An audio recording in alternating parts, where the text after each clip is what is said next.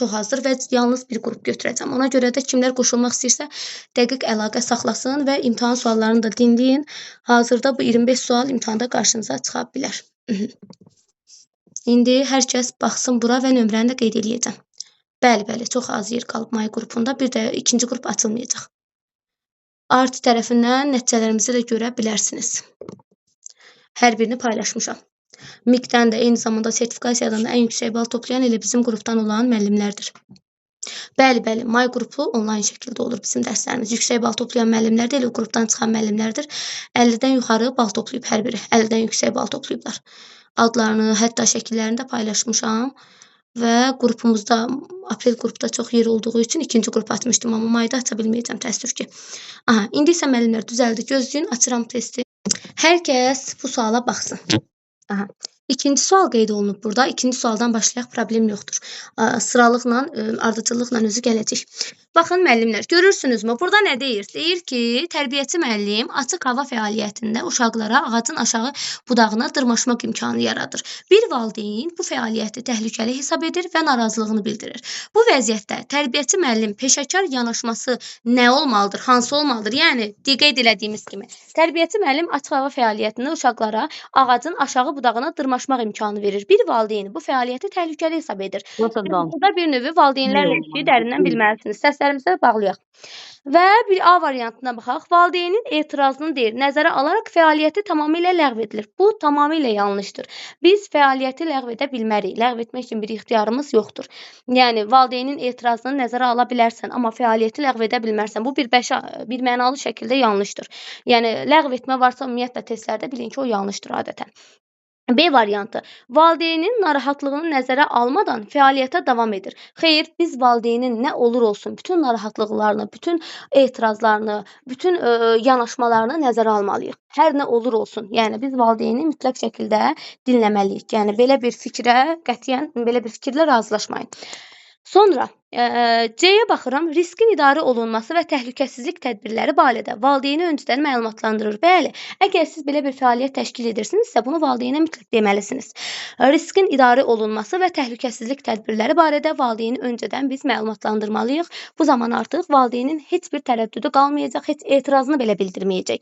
Ona görə də mütləq əvvəlcədən biz planlamalıyıq. Hansı ki, konstruktiv müəllim işini, planını əvvəlcədən qurur. Cavab C variantıdır. İndi D-yə baxaq. D niyə ola bilməz?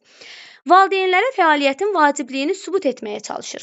Xeyr, tərbiyəçi müəllimin sübut etmək kimi bir fəaliyyətə ehtiyacı yoxdur. Yəni, tərbiyəçi müəllim sübut etmir. Maksimum məlumat verir, araşdırma aparır, təhlil edir, göstərir, amma sübut etmir. Yəni, nəyəsə sübut etməyə ehtiyac yoxdur. O bir mənalı şəkildə yanlışdır.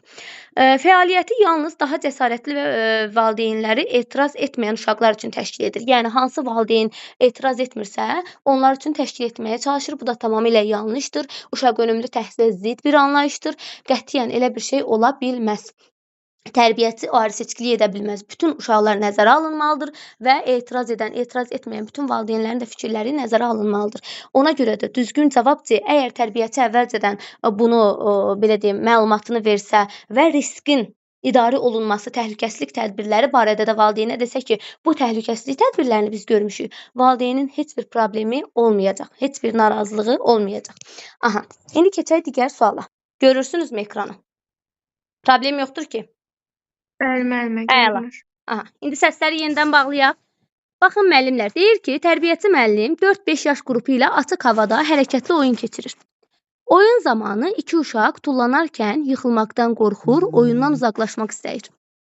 Və tərbiyəçi müəllim həm təhlükəsizliyi təmin etmək, həm də uşağın özünə inamını qorumaq üçün verəcəyi doğru qərar hansıdır tərbiyəçi müəllimin?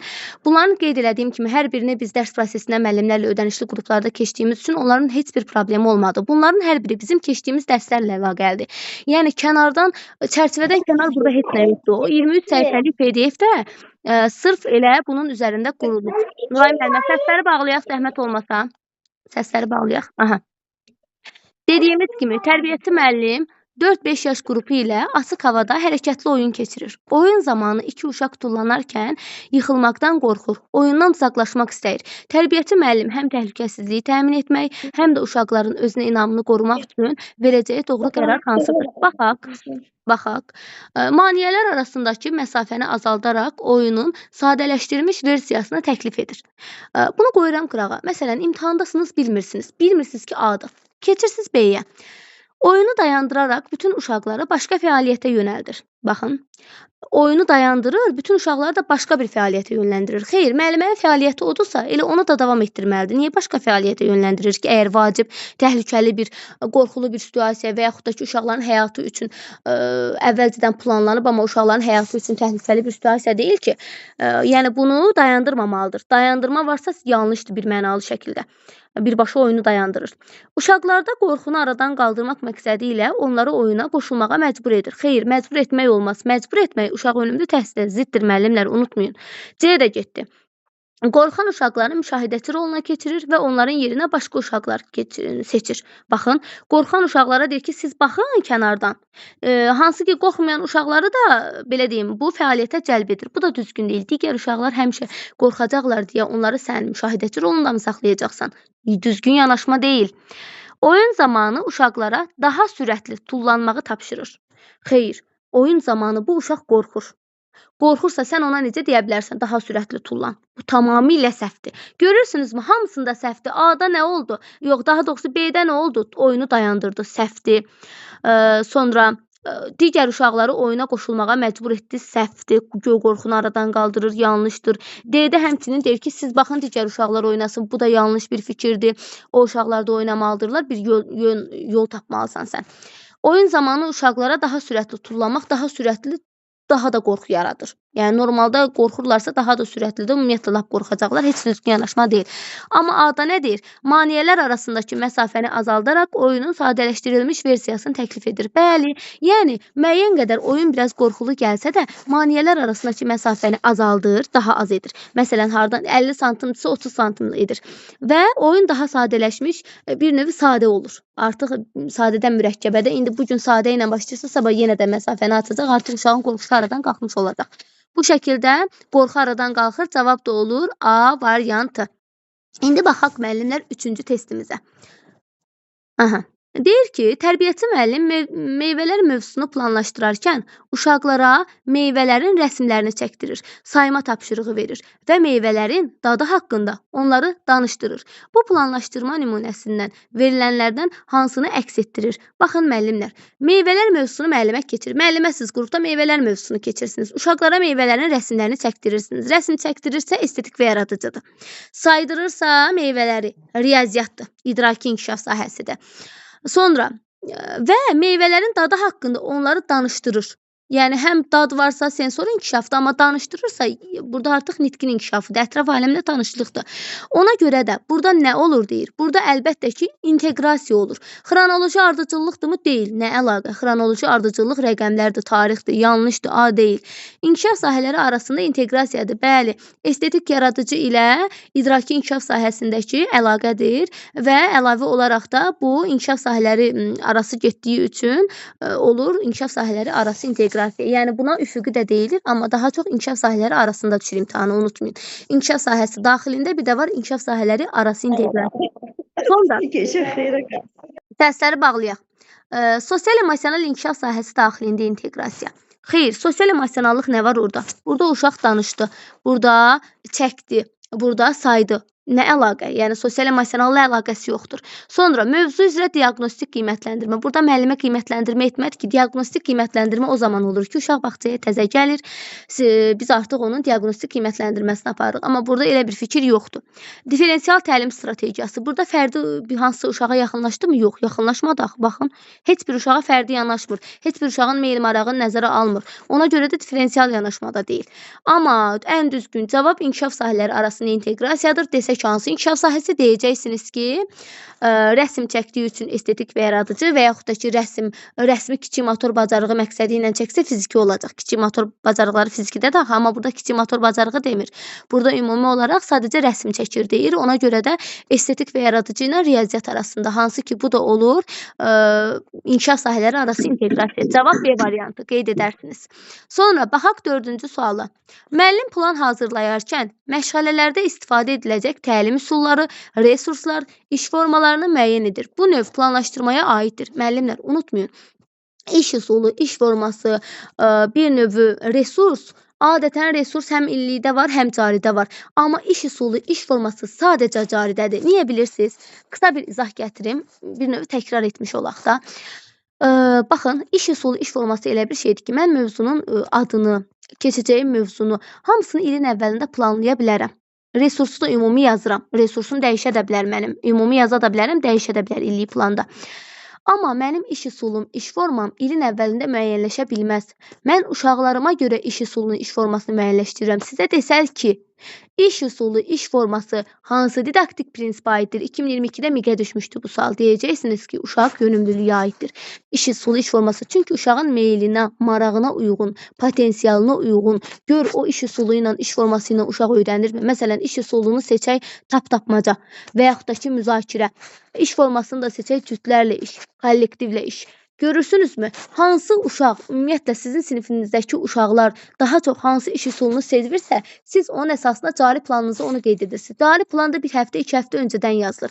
Yaza bilərsən, amma ilin əvvəlində mən 3 aydan sonra bu məşğələni keçəcəm, bu iş üsulunu, bu iş formasını istifadə edim deyə bir şey yoxdur. Biz artıq orada səhvlik etmiş olarıq. Bəlkə mən ilin əvvəlində yazdığım iş üsulu, iş forması həmin vaxtı uşaqların xoşuna gəlməyəcək, bəlkə səmərəli olmayacaq, bəlkə uşaq önümlü olmayacaq. Ona görə də iş üsulu, iş forması bir mənalı olaraq cari plana aiddir. Cari planda mən onu yazıram. Əvvəlcədən o qeyd edilmir. Ona görə də iş üsulu, iş forması varsa, olur həftəlik planlaşdırma. Yəni cari plan həftəlik, günlük plan kimi də gedir. Cavab D variantı. Sonra 5-ə baxaq. Tərbiyəçi müəllim portfolyoda uşağın fəaliyyəti ilə bağlı onun ən yaxşı işlərini deyil, hər hansı mövzu və ya fəaliyyətlə bağlı bütün iş nümunələrini saxlayır. Tərbiyəçi müəllim bunu hansı məqsədlə edir? Baxaq. Qeyd etdiyimiz kimi tərbiyəçi müəllim portfolyoda deyir, uşağın fəaliyyəti ilə bağlı onun ən yaxşı işlərini deyil, hər hansı bir mövzu və ya fəaliyyətlə bağlı bütün iş nümunələrini saxlayır. Yəni necə deyim, təsviri fəaliyyətdir, şəklini çəkir uşağın. Bilirsiniz də müəllimlər, yəqin ki, bilməyənlər üçün də qeyd edim. Ümumi olaraq görürsünüz ki, bəzi qrup işləri olur, bəzi uşaqların fəaliyyətləri olur, bəzi sujetli rollu oyunları olur. Biz onları portfolyoya qoya bilmirik. Mən sujetli rollu oyunu deyirsiniz ki, necə qoyum müəllimə? Və yaxud da ki, uşaqlarla böyük bir maket hazırlamışam. Mən onu necə qoyum portfolyoya? Siz uşaqların şəkillərini çəkirsiniz, həmin fəaliyyətlə məşğul olanda. Onların hər birini çıxartdırırsınız və qoyursunuz portfolyolarına. Bu şəkildə də yoxlama da gələndə görür ki, hə, bu uşaq bu vaxtı üstünə də tarix yazırsınız. Bu fəaliyyətlə məşğul olub. Yəni, portfolyoya yerləşməyən fəaliyyətlərin hər birinin şəklini çəkib yerləşdirirsiniz. Burada da deyir ki, hər fəaliyyətini deyir tərbiyəçi qoyub. Yəni, burada deyir hansı məqsədlə qoyur bunu? Ümumiyyətlə, portfolyo hansı məqsədi daşıyır? Uşağın inkişafını. Portfolyo hansı qiymətləndirməyə aiddir? Deyəcəksiniz formativ qiymətləndirməyə. Çünki formativ daimi qiymətləndirmədir.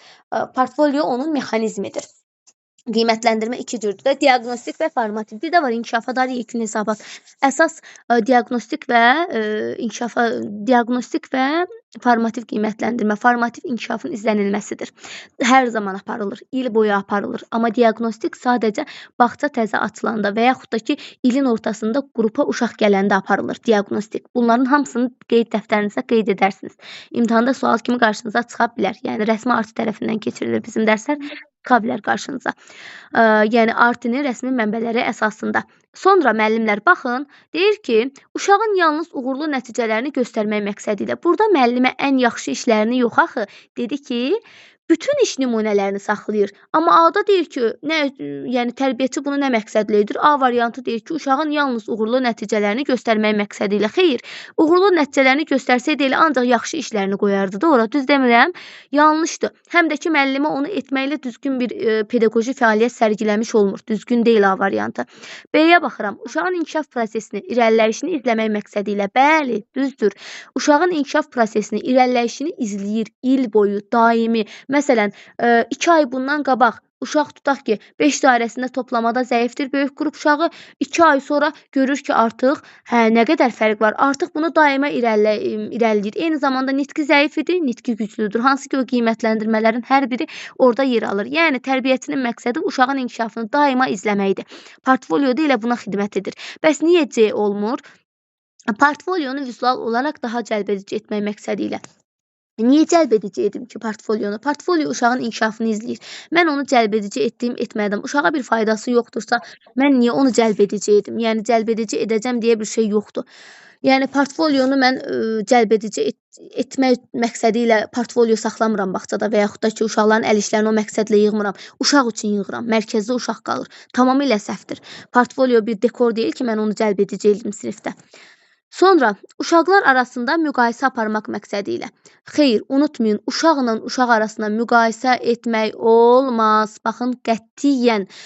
Bəs nə ilə müqayisə etmək olar? Uşağın indiki və əvvəlki biliyi ilə siz onu müqayisə edə bilərsiniz. Hə, bugün Əli ilə Vəli var sinifimdə. Əli yaxşı oxuyur, Vəli pis oxuyur. Əli bunu elədi, Vəli bunu elədi. Xeyr. Əli indi yaxşı oxuyur, bəs əvvəl necə oxuyurdu? Oturub onu analiz eləməlisiniz. Əvvəlki biliyi, indiki biliyi, uşağı uşaqla müqayisə etmək olmaz. Bu pedaqoji yanaşmaya ziddir. Yəni bunu unutmayın ha. Bu bir mənalı şəkildə sizin səhv sualınız ola bilər imtahanda. Müqayisə etmək. Sonra Müəllimə, mən D variantı götürmüşdüm, müqayisə götürmüşdüm orada. Yəni əvvəlki biliyi ilə indiki biliyinin müqayisəsini götürmüşdüm. Müəllimə, Ona görə D-də əvvəlki biliyi ilə indiki biliyi müqayisə etmir ki, D-də deyir ki, uşaqlar arasında müqayisə aparmaq. O nə vaxtdan düz olub? Düz olmayıb axı. Uşaqlar arasında müqayisə aparmaq düzgün deyil. Hə, desəydi ki, əvvəlki biliyi ilə indiki biliyi müəyyən qədər düzgün fikir olardı. Amma uşaqlar arasında müqayisə səhvdir dəyərləndirmə mövzusuna keçmişəm axı mən sizə təzəgül müəllimə. Qeyd etmişəm, yadınıza salın. İndi Y-yə baxaq. İndi siz düzdür, miksiz sertifikasiyadır, amma müəyyən qədər müəllimlər bilirlər. Mən onu keçmişəm. Sırf bu cümləni yazmışam. Buyurun, buyurun. Müəllimə, Y bəndində keçirilən fəaliyyətləri valideynlərə bildirmək. Biz bunu edirik axı. Müəllimə, keçirilən fəaliyyətləri valideynlərə bildiririk. O ayrı, o portfolionun əsas xüsusiyyətidir. Burada deyir ki, tərbiyəçi bütün əl işlərini saxlayır. Bütün əl işlərini mən valideynə göstərmək məqsədi ilə yığmıram ki, ora.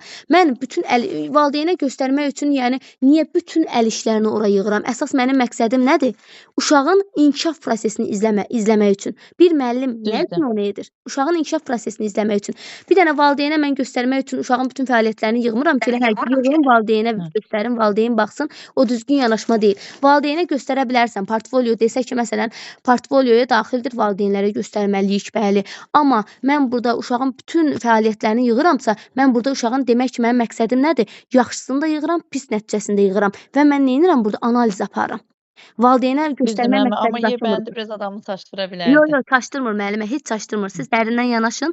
Yəni bir müəllimənin zəif və güclü nəticələri toplamaqda məqsədi odur ki, uşağın əvvəl və indiki biliyini müqayisə etməkdir. Yenə də deyirəm, uşaqlar arasındakı biliyi müqayisə etmək yox ha. Əvvəl indiki biliyini müqayisə etmək, yəni B variantında qeyd edildiyi kimi uşağın inkişaf prosesini, irəliləyişini izləmək. Bu vaxtı zəif idi, indi güclüdür. Artıq bilir də bütün fəaliyyətdə irəliləyişi necədir. Artıq bilir ki, bədii təfəkkürdə mi yaxşıdır? Riyaziyyatdan mı yaxşıdır, təsvir fəaliyyətdən mi yaxşıdır? Bu şəkildə. Buyurun. Siz Ayda müəllimə, salamlayıram. Salam müəllimə, buyurun. Mən bir dənə söz deyim. Uşaq ilk dəfə gələndə biz onda diaqnostik qiymətləndirmə apararkən onu biz həmən portfolyoda saxlayırıq. Ay, sağ olun.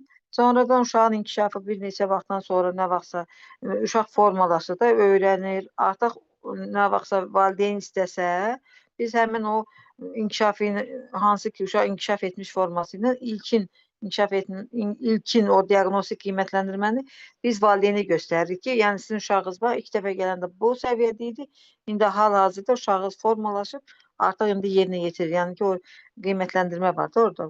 Eyni zamanda portfolioya da valideyn baxa bilər. Uşaqların əl işlərinə də yəni istənilən vaxtı baxa bilər. Aha, indi baxaq 6-cı suala. Baxın, siz sağ olun. Tərbiyəçi müəllim açıq havada uşaqlarla daşları say, qruplaşdır fəaliyyəti təşkil edir. Baxın, tərbiyəçi müəllim açıq havada uşaqlarla daşları say deyir və qruplaşdır. Məsələn, böyüyü böyüyü ilə, kiçiyi kiçiyi ilə, tutaq ki, qaranı qara ilə, indi daşların da bəzən müxtəlif rəngləri olur da. Deyir ki, uşaqlardan müxtəlif ölçülü daşları saymaq və ölçüsünə görə qruplaşdırmaq. Görürsünüz, artıq burada müəllim məqsədi də qoyub ki, müxtəlif ölçülü daşları say və ölçüsünə görə qruplaşdır. Məsələn, böyük olanları bir yerə yığ, kiçik olanları bir yerə yığ, orta ölçülüləri bir yerə yığ. Bəzi uşaqlar deyir, daşları toplamaqla kifayətlənir. Amma onları qruplaşdıra bilmir. Yəni, uşaqların yarısı deyir ki, müəllimə, mən daşları saydım, yəni daha doğrusu topladım, amma qruplaşdıra bilmirəm. Tərbiyəçi müəllim nə etməlidir? Tapşırıq verir, bax uşaqlara deyir, həm yığ, topla, həm də deyir qruplaşdır. Uşaqların yarısı da bunu etmir. Nə etməlidir? Deyir ki, tərbiyəçi müəllimin doğru yanaşması verilənlərdən hansıdır? Baxaq. Deyir ki, burada uşaqlara daşlarla sərbəst oynamağa icazə verir, daşlardan istifadəni dayandıraraq başqa fəaliyyətə keçir, riyazi tapşırığı yalnız bacaran uşaqlarla davam etdirir, fəaliyyəti yalnız müşahidə xarakterli edir. İndi aya baxaq müəllimlər. Uşaqlara daşlarla sərbəst oynamağa icazə verir. Müəllimin məqsədi nə idi? Qruplaşdırmaq. Hə, uşaqlar elə gedin sərbəst şəkildə oynayın istədiyinizi. Burada artıq məqsədim itir axı mənim. Mən uşaqlara sərbəstlik verirəm. Mənim məqsədim var axı. Mən ilk başdan məqsəd qurmuşam ki, toplamalıdırlar və qruplaşdırmalıdırlar. Amma məqsədimdən mən kənarlaşdım. Bu düzgün yanaşma deyil. Sərbəstlik verdim mən burada birdən-birə uşaqlara. A, ola bilməz. B variantı, daşlardan istifadəni dayandıraraq başqa fəaliyyətə keçir. Xeyr, başqa fəaliyyətə mən niyə keçirəm ki? Mənim fəaliyyətim hal-hazırda budur və digər uşaqlar da bunu bacarır. Yenə də deyirəm, vacib bir məqam olmasa, müəllim nə fəaliyyətini, nə bəzən deyirəm gəzintisini, belə deyim, təxirə sala bilməz, ümumiyyətlə dəyişə bilməz. Vacib bir məqam olmalıdır. Yəni həyati təhlükə olsun, çox yəni vacib bir məqamda. Burada yəni tərbiyəçi daşlardan istifadəni niyə dayandırır ki? Bu uşaq bunu edə bilmirsə, sən buna kömək eləməlisən də. Dayandırmamalısan, dəyişdirməməlisən. B də səhvdir. C variantı. Biz hər gün inanırsınız, yəni aprel qrupunda, eyni zamanda digər qruplarda bu testlərin hər birini işlədirik müəllimlərə. Ona görə də rahatdır. İnşallah ödənişsiz dərslərdə də vaxt olduqca 5-5, 3-3 işlədəcəm. Rahat gələcək onda sizə. Sonra isə deyir ki, riyazi tapşırığı yalnız bacaran uşaqlarla davam etdirir. Baxın, niyə riyazi tapşırığı ancaq bacaran uşaqlarla mən davam etdirirəm ki, hazır bu bacarmayanlar da öyrənməlidir də. Elə güclü olan qabağa getsin, zəif olan geridə qalsın. Bu düzgün yanaşma deyil axı. Ona görə də bütün uşaqlar fəaliyyətə cəlb olunmalıdır. Və deyir ki, D variantında fəaliyyəti yalnız müşahidə xarakterlidir. Yalnız deyil, müşahidə xarakterli. Niyə? Hə, uşaqlar, mən edim, siz mənə baxın. Müşahidə xarakterli düzgün deyil axı. Və Y-də nə deyir? Deyir ki, əvvəlcə tapşırığın birinci hissəsinə, sonra növbəti hissəsinə diqqəti yönəldir. Bəli, burada artıq mərhələyə bölür, etapa bölür. Necə ki, siz bir dərsi günlüklə öyrənə bilmirsiniz. Məsələn, bir PDF-i hamısını öyrənə bilmirsiniz. Öyrənmək, testini etmək nə edirsiniz? Birinci qəşəng PDF-in yarısını öyrənirsiniz dərindən, sonra digər yarı hissəsini öyrənirsiniz. Və yaxud da ki, PDF-lə test göndərmişəm. İkisini bir arada edə bilmirsiniz. Birinci PDF-i qəşəng oxuyursunuz, öyrənirsiniz, sonra keçirsiniz testinə, ara fasilə ilə.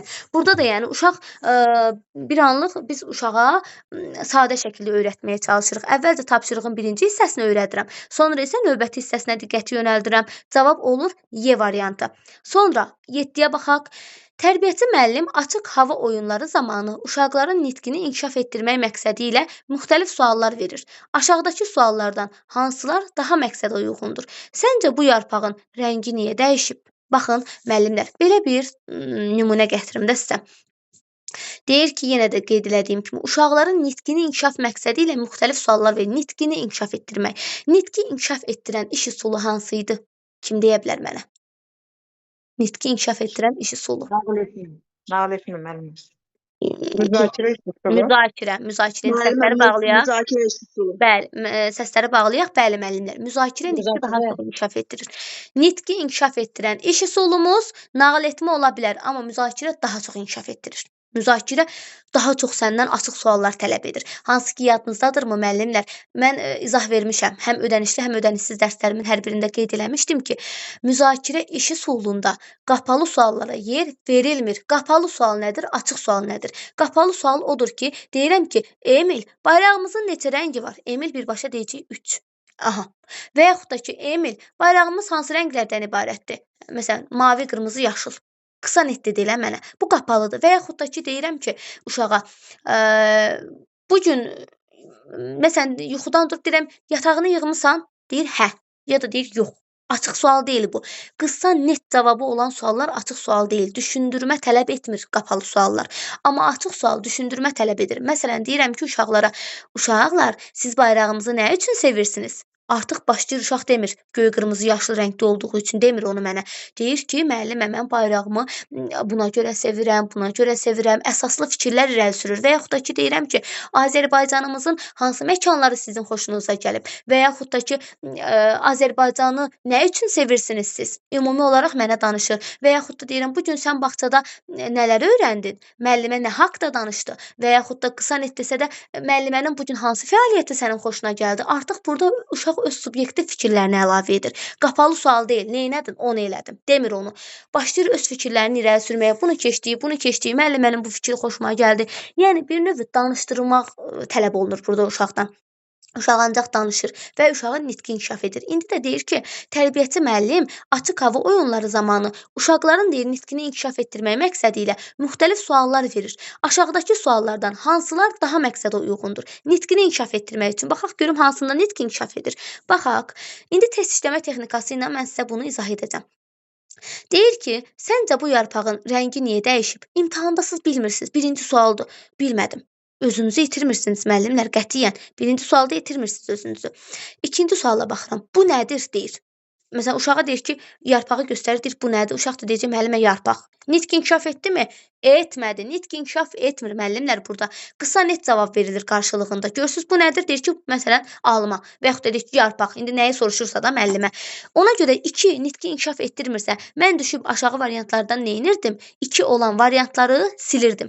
Aşağı düşürdüm, A-da 2 var. A-nı çıxdım. A getdi. Sonra, bir dəqiqə, burada belə göstəreyim. Gözləyin. İndi ekran kaydına baxanda rahat görə biləsiniz.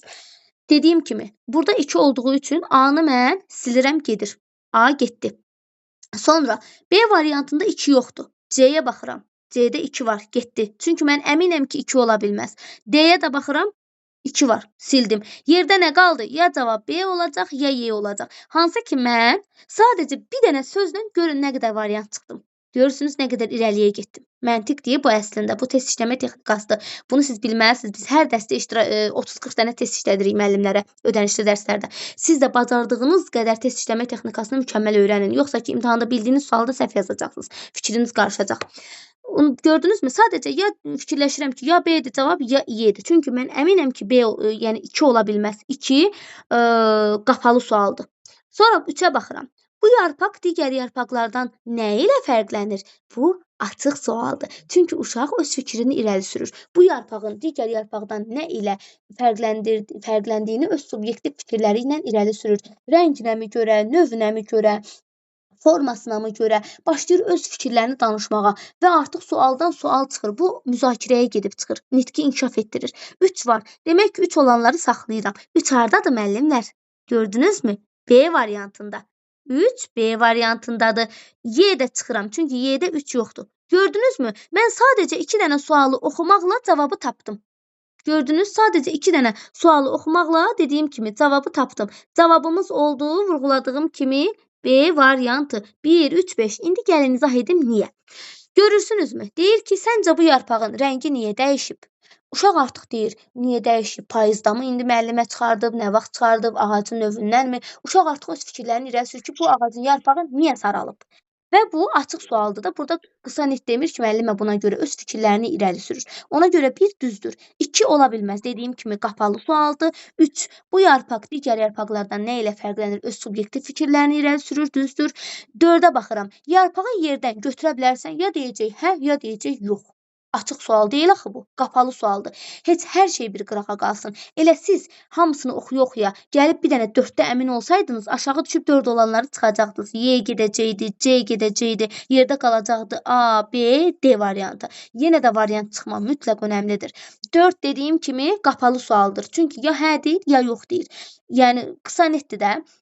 5-ə baxıram. Bu yarpağı hardan tapdın və necə təsvir edərdin sən bu yarpağı? Artıq uşaq geniş şəkildə necə təsvir edəcəyi haqqında məlumat verir. Bu da açıq suala əsas gətirir. Sonra baxaq müəllimlər 8-ci sualımıza. Görürsünüzmü? Deyir ki, aşağıdakılardan hansı fəaliyyətlər arası keçidlərin səmərəli təşkili üçün istifadə olunan üsullardan biridir? Fəaliyyətlər arası keçid. Baxın, fəaliyyətlər arası keçid nədir? Tutaq ki, uşağa hansısa bir tapşırığı vermişəm, ondan sonra başqa bir tapşırığa keçirtmək istəyirəm. Oyun da ola bilər, məşğələ də ola bilər. Yəni bu işi bitirdin, gəl başqa bir tapşırığa keçək. Fəaliyyətlər arası keçid odur. Yəni oyundan oyuna olsun, tapşırıqdan tapşırığa olsun, dərk etmədən eyni zamanda hansı ki ola bilər bizim dərk etməmizdən tətbiq etməmiz olsun. Fəaliyyətlər arası keçiddir.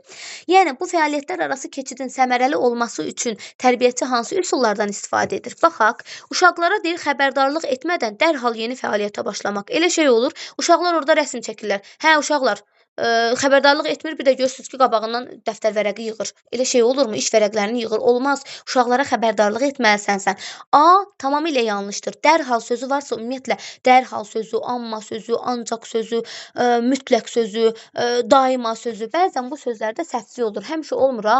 Bəzən bəzi cümlələrdə yəni cümlədə bu sözlər varsa, o sözlər həmişə şübhəli qalsın sizə. A ola bilməz. B-yə baxıram. Yüksək səslə istiqamət vermək, keçidləri plansız təşkil etmək. Baxın, yüksək səslə istiqamət verib keçidləri plansız şəkildə təşkil etmək. Yüksək səslə uşaqlar, deyirəm ki, durun ayağa.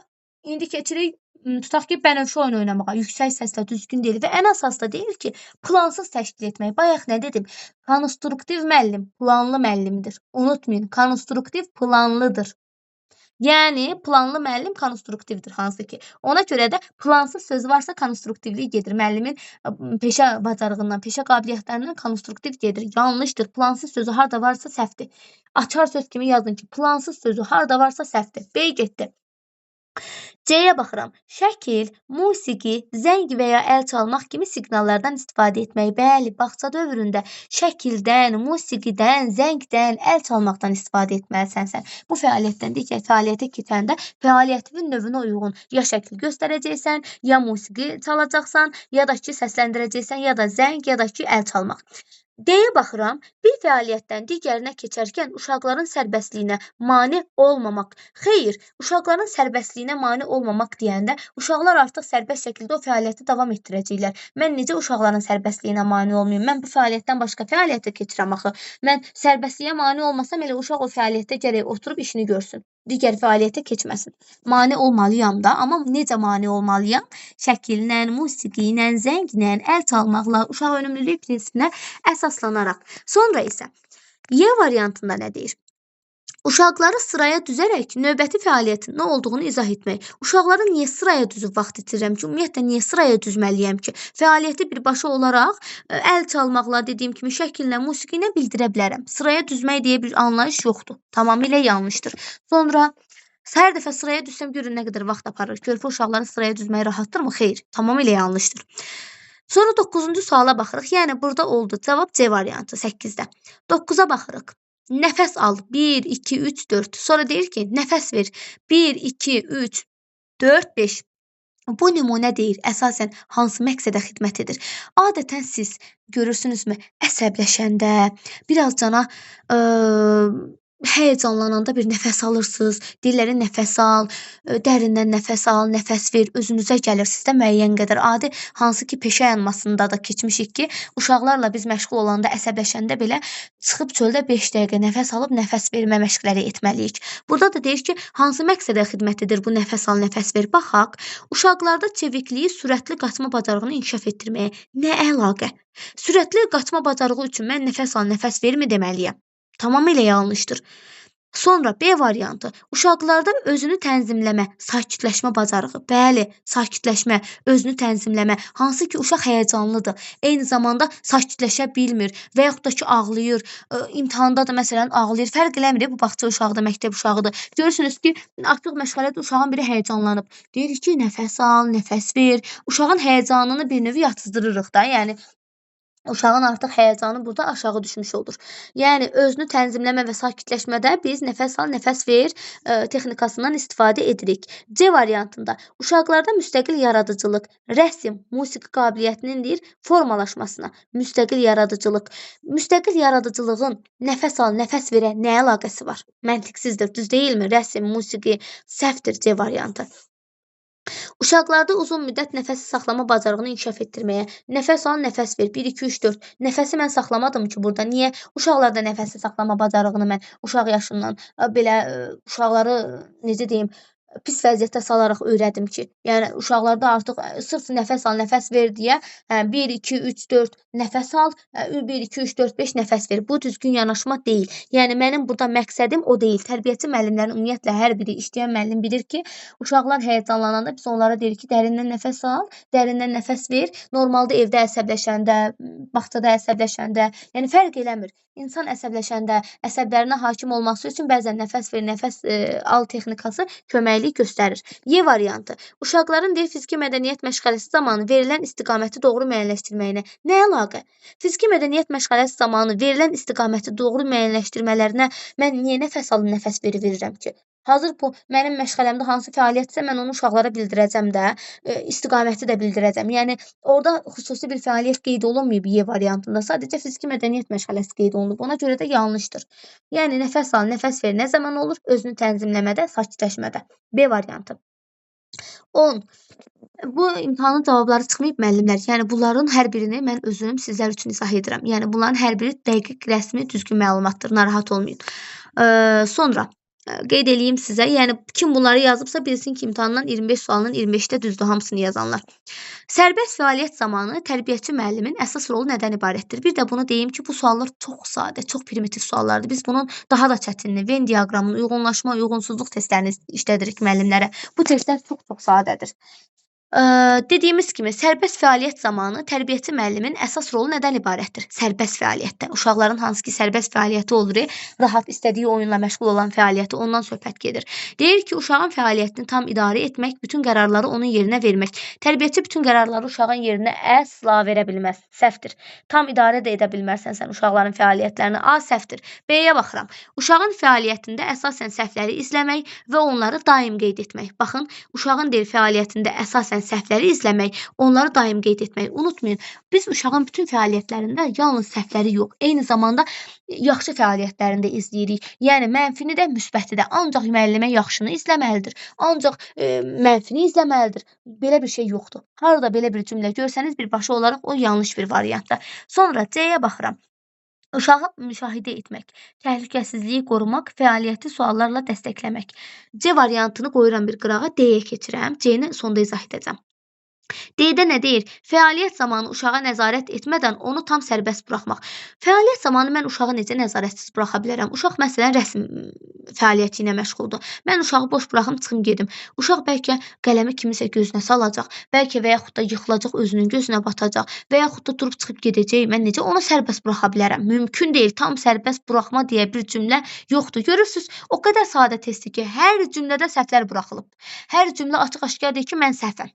Yəni bir mənalı şəkildə. Yəni tam sərbəst buraxmaq tamamilə yanlışdır. Y variantı. Təhlükəsizliyi təmin etmək üçün uşaqları ancaq oturaq fəaliyyətə yönəltmək. Bu da səhvdir. Uşaqları təhlükəsizliyi ilə təmin eləyəcəm deyə səhərdən axşama mən uşaqları ancaq otuzdurum. Uşaqla tərpənməyin. Bu düzgün yanaşma deyil. Bu avtoritar yanaşmadır, avtoritar üslubdur. Bu artıq müəllim yönümlüdür. Yəni müəllim mənim dediyim olmalıdır. Uşağın fikri nəzərə alınmır, uşaq önümlü təhsil nəzərə alınmır. Bu düzgün deyil. Ancaq otuzdurmaq, uşağın səsi çıxmasın, uşağa nəzarət etməyin. Bu düzgün yanaşma deyil. C-də nə deyir? Görürsüz, baxın A-da, B-də, D-də, Y-də hamısı mənfidir. Hamısı səhvdir. Amma C-də nə deyir? C-də deyir ki, uşağı müşahidə etməlisən, təhlükəsizliyini qorumalısan, fəaliyyəti də suallarla dəstəkləməlisən. Hansı ki, dəstəkləmə, suallarla dəstəkləmə bizim Vygotsky nəzəriyyəmizdə scaffoldingə aiddir. Scaffoldingdə nə deyirdi? Uşağı yönəlt, uşağa suallar ver, onun yerinə hazır hər şeyi demə, onun yerinə həll eləmə. Yəni istiqamət vermək. Burada da C-də də istiqamət verməyi deyir. Ona görə də C variantı ən düzgünüdür. Həm müşahidə edirsən, həm təhlükəsizliyini qoruyursan, həm də suallarla onu dəstəkləyirsən. Hər şeyi yəni onun yerinə özün demirsən. 11-ə baxaq. Müəllimlər, bura qədər hər şey aydındırmı? Aydındırmı? Səhvlər aydın deyil. Sonra Aydındır. İndi 11-ə baxaq. Tərbiyəçi müəllim sərbəst oyun zamanı uşaqları müşahidə edir. Bir müddət sonra fəaliyyət dəyişməli və uşaqlar masa arxasında rəsm tapşırığına keçid etməlidirlər. Cümləni yaxşı-yaxşı oxuyun. Ümumiyyətlə sizə belə bir necə deyim, tövsiyə verim ki, bir situasiyanı oxuyanda situasiya əslində ən rahatıdır, unutmayın. Yəni yaddaşı olmayan müəllimlərin məntiqi güclü olur bəzən. Yəni məntiq ən gözəlidir. Məntiq də deyil, sizin praktikanızdır.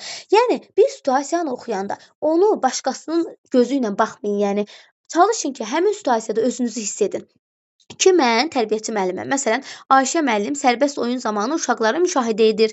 Bir müddət sonra fəaliyyət dəyişməli və uşaqlar masa arxasında rəsm tapşırığına keçid etməlidirlər. Yəni uşağın artıq fəaliyyəti dəyişməlidir. Lakin deyir bir neçə uşaq oyunu dayandırmaq istəmir. Biri narahat olur, digəri isə oyuncaqları toplamaqdan imtina edir. Yəni hər birinin istəyi bir fərqlidir də. Yəni müəllimə burada nə etməlidir? Siz olsaz nə edərsiniz? Başlayırsınız variantları oxumağa. Bu vəziyyətdə deyir müəllimin uyğun addımı hansıdır? Yəni uşaq önümlü təhsilə əsasən uyğun deyil addımı hansıdır? İndi baxaq. Deyir ki, oyunu dərhal dayandırmaq, uşaqlardan oyuncaqları yerinə qoyaraq yeni fəaliyyətə keçmələrini tələb etmək. Oyunu dərhal sözü bayaq da dedim. Dərhal sözü varsa səhvdir. Dərhal dayandır. Dərhal bunu et. Müəllim dərhal edə bilməz. Yavaş-yavaş etməlidir. Dərhal sözü bir mənalı olaraq səhvdir. Yəni A variantı səhvdir. Ona görə də B-yə baxırıq. Oyuncaqları tərbiyəçi müəllim özü yığışdırıb zaman itirmədən yeni tapşırığa keçid etməlidir. Xeyr müəllimlər, oyuncaqları tərbiyəçi müəllimə yox, müəllimənin məqsədi nədirsə, uşaq onu icra etməlidir. Yəni müəllimə elə fəaliyyətini birdən-birə dəyişməməlidir. Tərbiyəçi müəllim yox, uşaq yığmalıdır. Sonra C variantı. Keçid siqnalı vermək, uşaqlara qısa vaxt xəbərdarlığı etmək və oyunu tamamlayıb uşaqları növbəti fəaliyyətə yönləndirmək. Keçid siqnalı nədir? Yəni uşaqlara ümumi olaraq məlumat veririk ki, bu oyunu artıq uşaqlar biz yavaş-yavaş da oyun belə deyim, uşaq oyunla məşğul olur. Hardasa oyunun bitməsinə 5 dəqiqə qalmış. Biz yavaş-yavaş keçid siqnalı veririk, məlumat veririk. Musiqi ilə, dediyimiz kimi, hansısa bir mahnı ilə, əl çalmaqla, zənglə bu şəkildə artıq uşağa bildiririk ki, növbəti fəaliyyətə keçməliyik. Oyunu tamamlayıb uşaq növbəti fəaliyyətə yönləndirilməlidir. C variantı düzgündür. Bəs niyə D olmur? Gəlin ona baxaq. Deyir ki, rəsm fəaliyyətini ləğv etməlidir, deyir tərbiyəçi. Uşaqların arzusuna uyğun olaraq bütün günü yalnız oyuna davam etməlidir. Yalnız sözü olan cümlələr də bəzən səhv olur, bəzən yox, adətən daha çox səhv olur. Yalnız sözü, dərhal sözü açar məqamlardır, unutmayın. Bunları yazın bir yerə, biz bunların hər birini dəstə vurğuluyuruq. Uşaqların arzusuna uyğun olaraq bütün günü yalnız oyuna davam etmək səhvdir. Yəni mən bütün günü, uşaqlar siz ürəyiniz nə istəyirsə gəlin onu eləyək. Yəni Əli birini istəyəcək, Vəli birini istəyəcək, Yusif birini istəyəcək. Olmur axı. Müəllimənin planı var, müəllimənin iş qrafiki var. Olmaz bunu etmək, səhvdir. Rəsm fəaliyyəti davam etməlidir. Sadəcə uşağın meyl marağını, diferensiallığını qorumalısan. Bəs Y niyə olmur? Y-də deyir ki, rəsm fəaliyyətinə qoşulmaq istəməyən uşaqları dayəyə tapşıraraq yalnız digər uşaqlarla məşğul olmaq. Nə əlaqə? Uşaqların yarısı bilmədi, siz dayəyə nəzarət eləsin, sizə mən digərləri ilə məşğul olum. Bu tamamilə səhvdir. Müəllimə bir uşağı da olsa ayırmamalıdır. Uşaq onu etmək istəməsə belə tərbiyəçi onu ayırmamalıdır. Onun meyl marağını nəzərdə saxlamalıdır. Amma yenə də tərbiyəçinin fəaliyyəti altında olmalıdır. Hansısa fəaliyyətlə məşğul olmalıdır uşaq. Yəni Y tamamilə səhvdir. Cavab oldu C variantı. Görürsünüz 4 dənəsi mənfidir. A-da, B-də, D-də, Y-də hamısı mənfi danışır. Amma C görürsünüz müsbətdir. Səhv yoxdur orada. 12-yə baxaq. Deyir ki, 1-2 yaşlı uşaqlar üçün hansı fəaliyyət daha uğurlu hesab olunur? Baxaq. 1-2 yaşlı uşaqlar üçün məntiqlə indi düşünək. Deyir ki, komanda yarışları. Müəllimlər 1-2 yaşlı uşaqlar komanda yarışını hardan bilsin? Düz demirəmmi? 1-2 yaşlı uşaqları isə sıraya düzə bilmirsiniz. Ona komanda yarışı verə bilərsiniz, əsla verə bilmərsiniz. 1-2 yaşda bağçaya təzə gəlib, səhvdir, tamamilə səhvdir.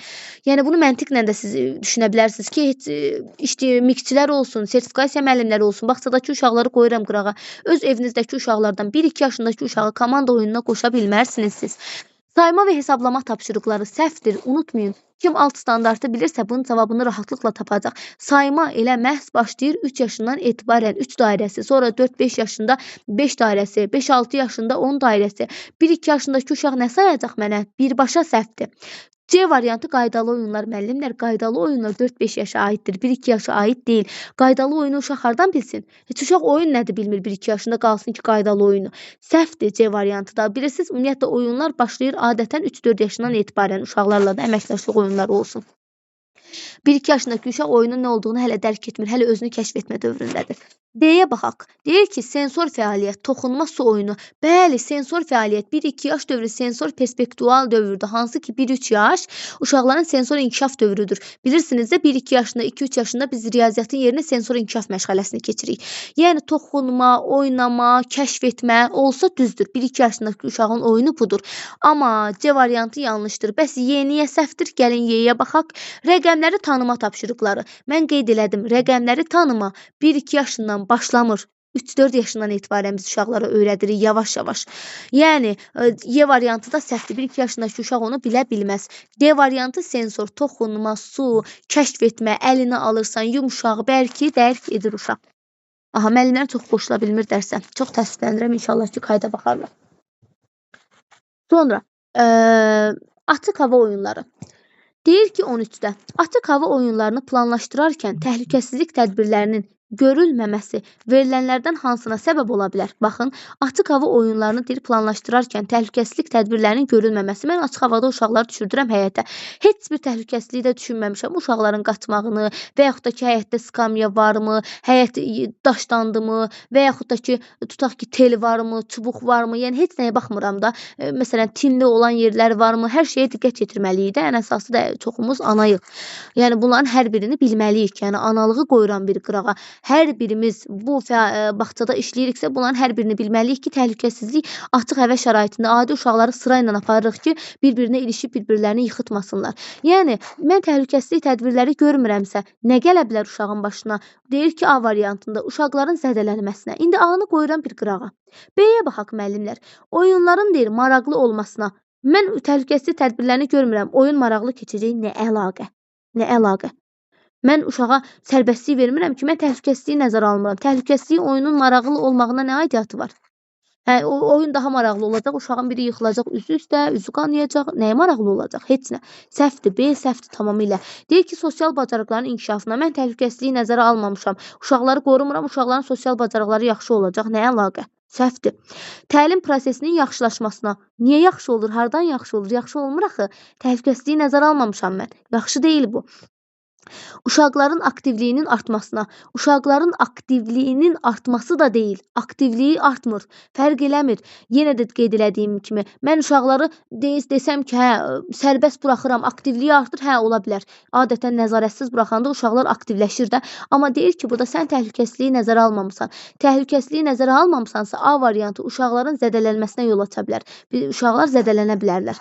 Sonra 14-də baxıram. Açıq hava oyunlarının uşaqların idraki inkişafına təsirini müəyyənləşdirin. Müəllimlər, unutmayın. Baxın, 13-də bir dənə bunu deyim sizə. Təhlükəsizlik tədbirlərinin görülməməsi bizim hansı inkişaf sahəmizdir? Fiziki inkişaf, sağlamlıq və təhlükəsizlik yadınızda qalsın. Sonra 14-cü suala baxaq. Açıq hava oyunlarının uşaqların idrakinin inkişafına təsirini müəyyənləşdirin. Yəni, açıq hava oyunları uşağın idrakına nə kimi təsiri var? Səndən idraki soruşuram, müəllimə. Yəni, ümumi olaraq hər kəsə deyirəm burada. Müəllimlərin çoxu gedib fizikini götürüb, açıq hava görən kimi heç axırını oxumayıb. Açıq hava oyununda sənə deyir ki, uşağın idraki üçün nə kimi önəmi var? İdrakini soruşur səndən, fizikisini soruşmur. Baxıram A variantına. Piylənmə riskini azaldır. Müəllimlər, piylənmə hansına aiddir? Fizikiyə aiddir də, uşağın sağlamlığına aiddir də, fiziki inkişafa aiddir. İdraki aiddirmi? Yox, piylənmədir. Yəni, uşaq hərəkətdə olur, bədəni piylənmir. Demək ki, bir səhvdir. Gəlin test işləmə texnikasından istifadə edək. Bir ola bilməz. Düşürəm aşağı neynirəm? Bir olan variantları çıxıram. Y variantını sildim, getdi. Y variantı getdi. Bu da yenə də qələmlə göstəreyim. Siz görməsəz də kayıtda görəcəksiniz. İnşallah kayıt götürürlər. Y variantı getdi dediyim kimi. Çünki piylənmə fizikiyə aiddir. Ola bilməz idraka. Sonra keçirəm 2-yə. Əməkdaşlıq bacarığını inkişaf etdirir. İdraki inkişaf sahəsi, əməkdaşlıq. İmtahandasız bilmirsiniz. Neyinirsiniz avtomatik? Özünüzü itirmirsiniz. 2-ni qoyursunuz bir qırağa. Test işləmə texnikasından istifadə edirsiniz. 3-ə baxırsınız. Stresi azaldır. Ay, bilmədim mən. Görəsən stresli mi? Neyinirsiniz? Keçirsiniz üstündən. Keçirəm nəyə? 4-ə. Motor bacarıqlarını inkişaf etdirir. Aha, motor bacarıqları müəllimə demişdi ki, fiziki inkişafdır. Demək ki, mən neynəməliyəm? Fiziki inkişafsa 4 olanları da çıxmalıyam. D də getdi, C də getdi.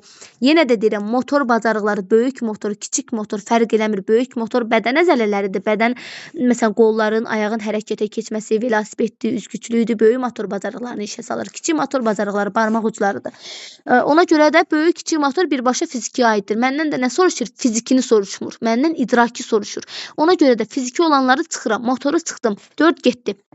Buradan da getdi 4, piylənmə də getdi. Sonra baxıram, öyrənməni stimullaşdırır. Öyrənməni. Aha, idrak öyrənmədir də, düzdür də, idrak öyrənmədir.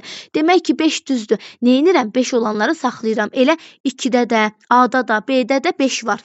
İkisini də saxlayıram. Sonra tədqiqat bacarığını inkişaf etdirir. Tədqiqat hardadır? İdrakdadır. Tədqiqat riyaziyyatdadır. Tədqiqat ətraf aləmlə tanışlıqdadır. Bəs riyaziyyatla ətraf aləm hardadır? İdraki inkişaf sahəsindədir. Hansı ki, keçmişəm sizə. Tədqiqat varsa birmənalı olaraq neynirəm? 6 olanı saxlayıram. 6 olanı da saxlayıramsa hər ikisində 6 var. Görürsünüzmü? Hər ikisində var.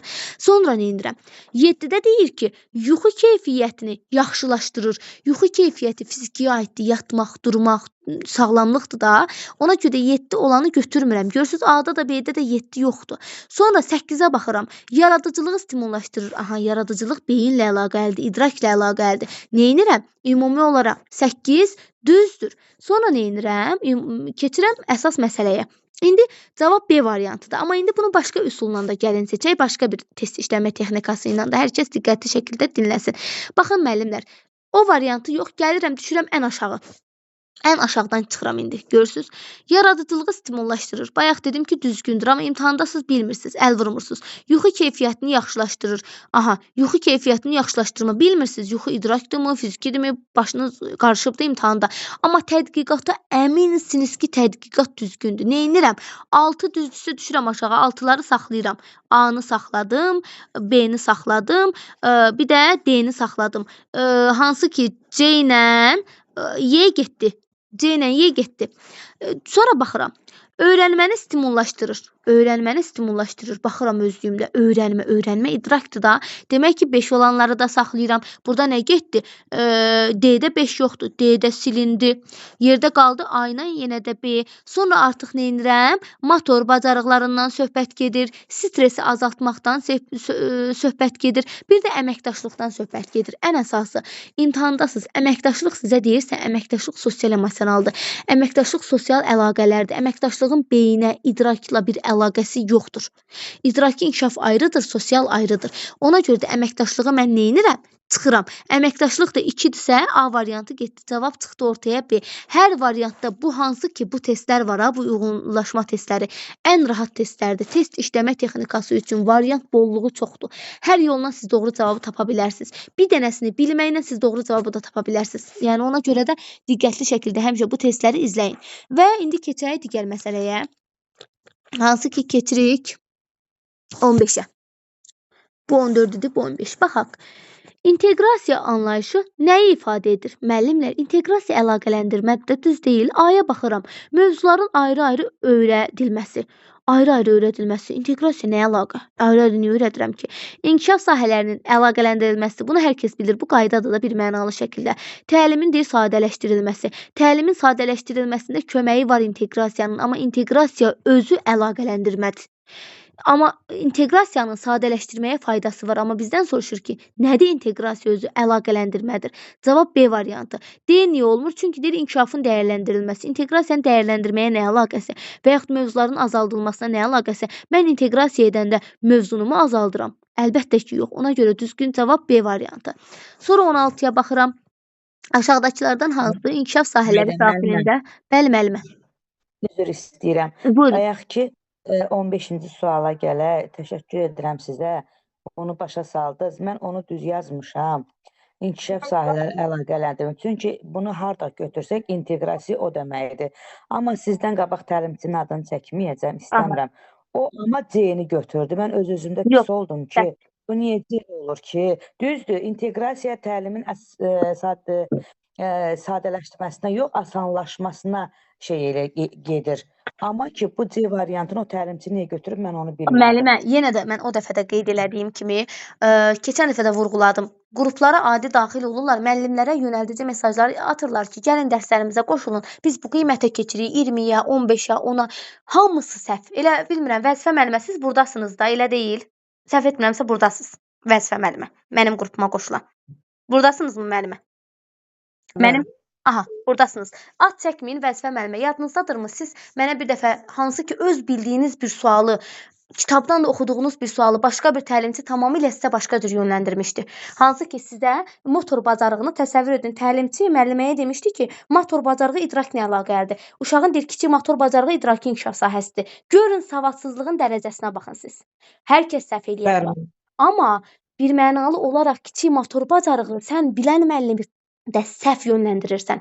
Ona görə sizə deyirəm ki, hər kəsə aldanıb təliminə qoşulmayın.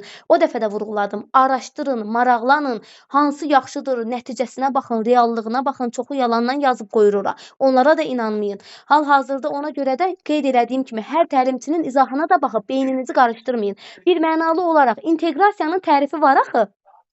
Nədir? İnkişaf sahələrinin əlaqələndirilməsidir də. Deyim ki, nə zaman desək ki, məsələn, inteqrasiya faydaları hansılardır? Hə, təlimi sadələşdirmə götürə bilərəm. Amma mənə deyir ki, inteqrasiya nədir? Nəyi ifadə edir? Əlbəttə ki, inteqrasiya inkişaf sahələrini əlaqələndirir. Təlimimi sadələşdirir. Müəllimə, düzdür. Amma ki, məqsəd nədir? Əlaqələndirmədir. İnteqrasiya əlaqə deməkdir. Yəni bunu kim deyibsə çox yanlış edib. Birmənalı olaraq da bilən müəllim də səhv yönləndirilir. Ona görə sizə deyirəm ki, hər kəsin testini dinləməyin. Çoxu miqdən 30-35 bal toplayır, gəlir təlimçilik edir. Xəbəriniz olmur, yalandan YouTube səhifəsi açır. 1-2 izah paylaşır. Siz artıq cəlb olunursunuz ki, ay müəllimə o ucuz keçir 10 manata, 15 manata, 20 manata. İnanın mənə, il boyu asdı qalırsınız, gedirsiniz nəticəniz də sıfırlanır. Qətiyyən aldanmayın belə bir şeylərə. Yəni yaxşı ki elə dediniz, digər müəllimlər də bildilər. Yəni qeyd elədiyim kimi inteqrasiya birbaşa əlaqələndirmədir. Əlaqələndirmə, yəni dediyimiz kimi inteqrasiyanın elə özüdür məhz. Amma əlaqələndirəndə təlim bəli sadələşir. Sadələşir deyəndə, yəni rahat olur da, mənimsəmə rahat olur uşaqlar üçün. Necə? Mən bu gün uşaqlara tutaq ki, yol nəqliyyat vasitələrini keçirəm. Nəqliyyat deməyim, yol hərəkəti qaydalarını keçirəm dərsimi. Bu nə olur? Yol hərəkəti qaydaları hansı məşğələ olur? Ətraf aləmlə tanışlıq məşğələmdir. Mən artıq tətbiq etməyimdə uşaqlara artıq rollu oyun verirəm. Məsələn, uşaqlardan biri yolda piyadadır, biri maşın sürəndir. Rollu oyun verirəm. Rollu oyun verirəmsə bu hansı inkişaf sahəsidir? Estetik və yaradıcı inkişaf sahəsində rollu oyunlar. Və yaradıcılıq da axı çünki rollu oyun. Neynədim mən? Öyrənməni asanlaşdırdım. Uşağa bir növ dərsi danışdım, öyrəndi, yəni ümumi olaraq da dərk elətdirdim. Daha yaxşı dərk eləsin deyənə neynədim? Sadələşdirdim. Getdim neynədim? Rollu oyunları gətirdim, saldım dərsə. Estetik yaradıcını idraka gətirdim, saldım. Çünki bilirsiniz də ətraf aləmlə tanışlıq idrakdadır. Amma dediyimiz kimi sujetli rollu oyunlar isə hardadır?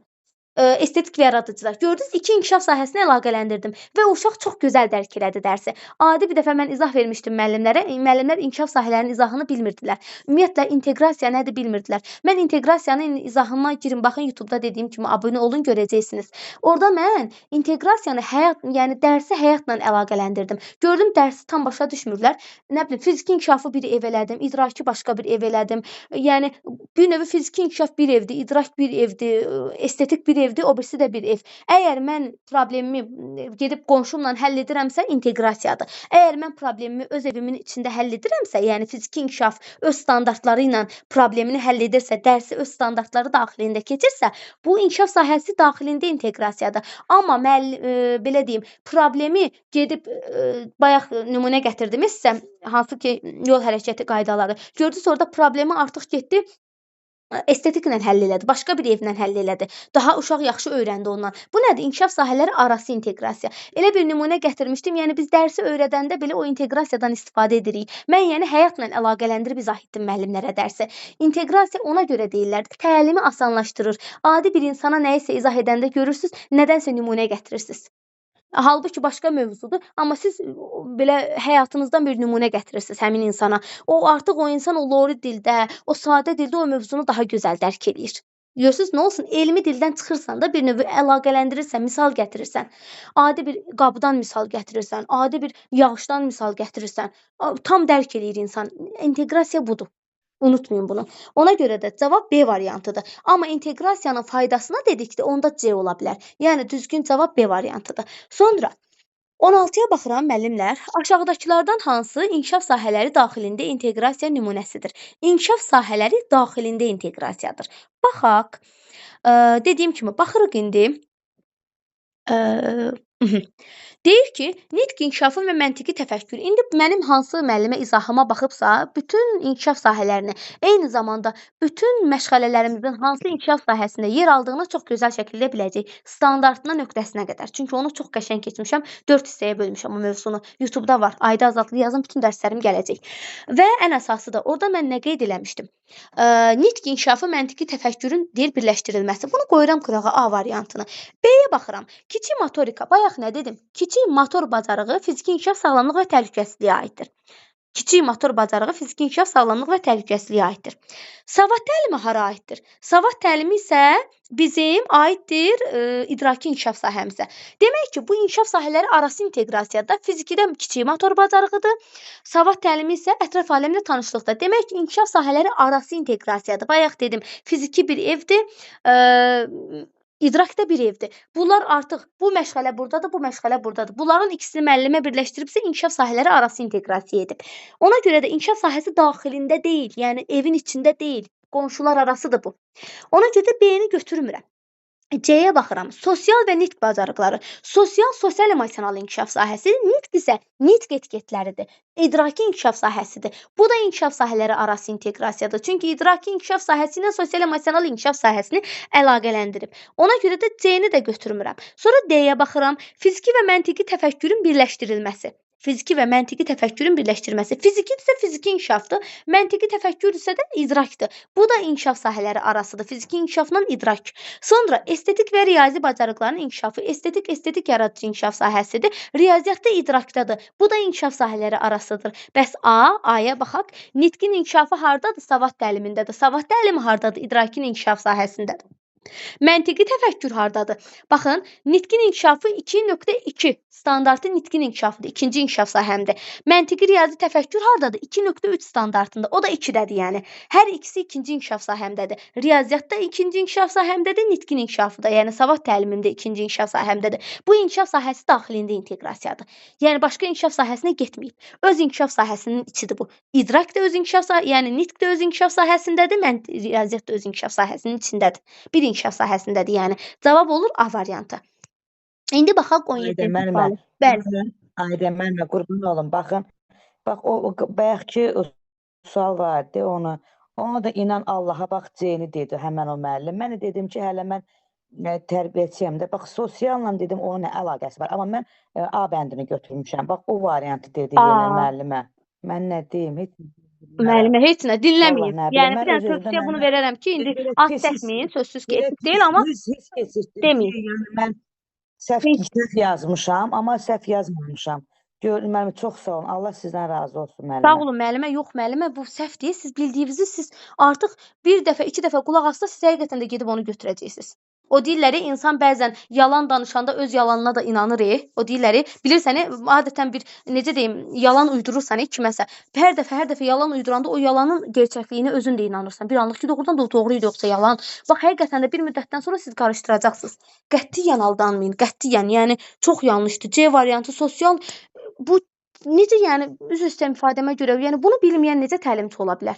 Sosial emosional sosialdadır, nitqdə idrakdadır da. Yəni bu ayrıdır axı. Bu inkişaf sahələri arasıdır, daxilində deyil. Səhvdir, siz düz götürmüsünüz. Əla. Aha. Ona da inanacağıq. Onu da beynimizdə saxlayacağıq. Və elə onu deyirəm də, o səhvdir, tamamilə səhvdir müəllimə, inanmayın. Elə kim elə səhv izah verirsə, qoşulmayın ona. Yox, qoşulmayın.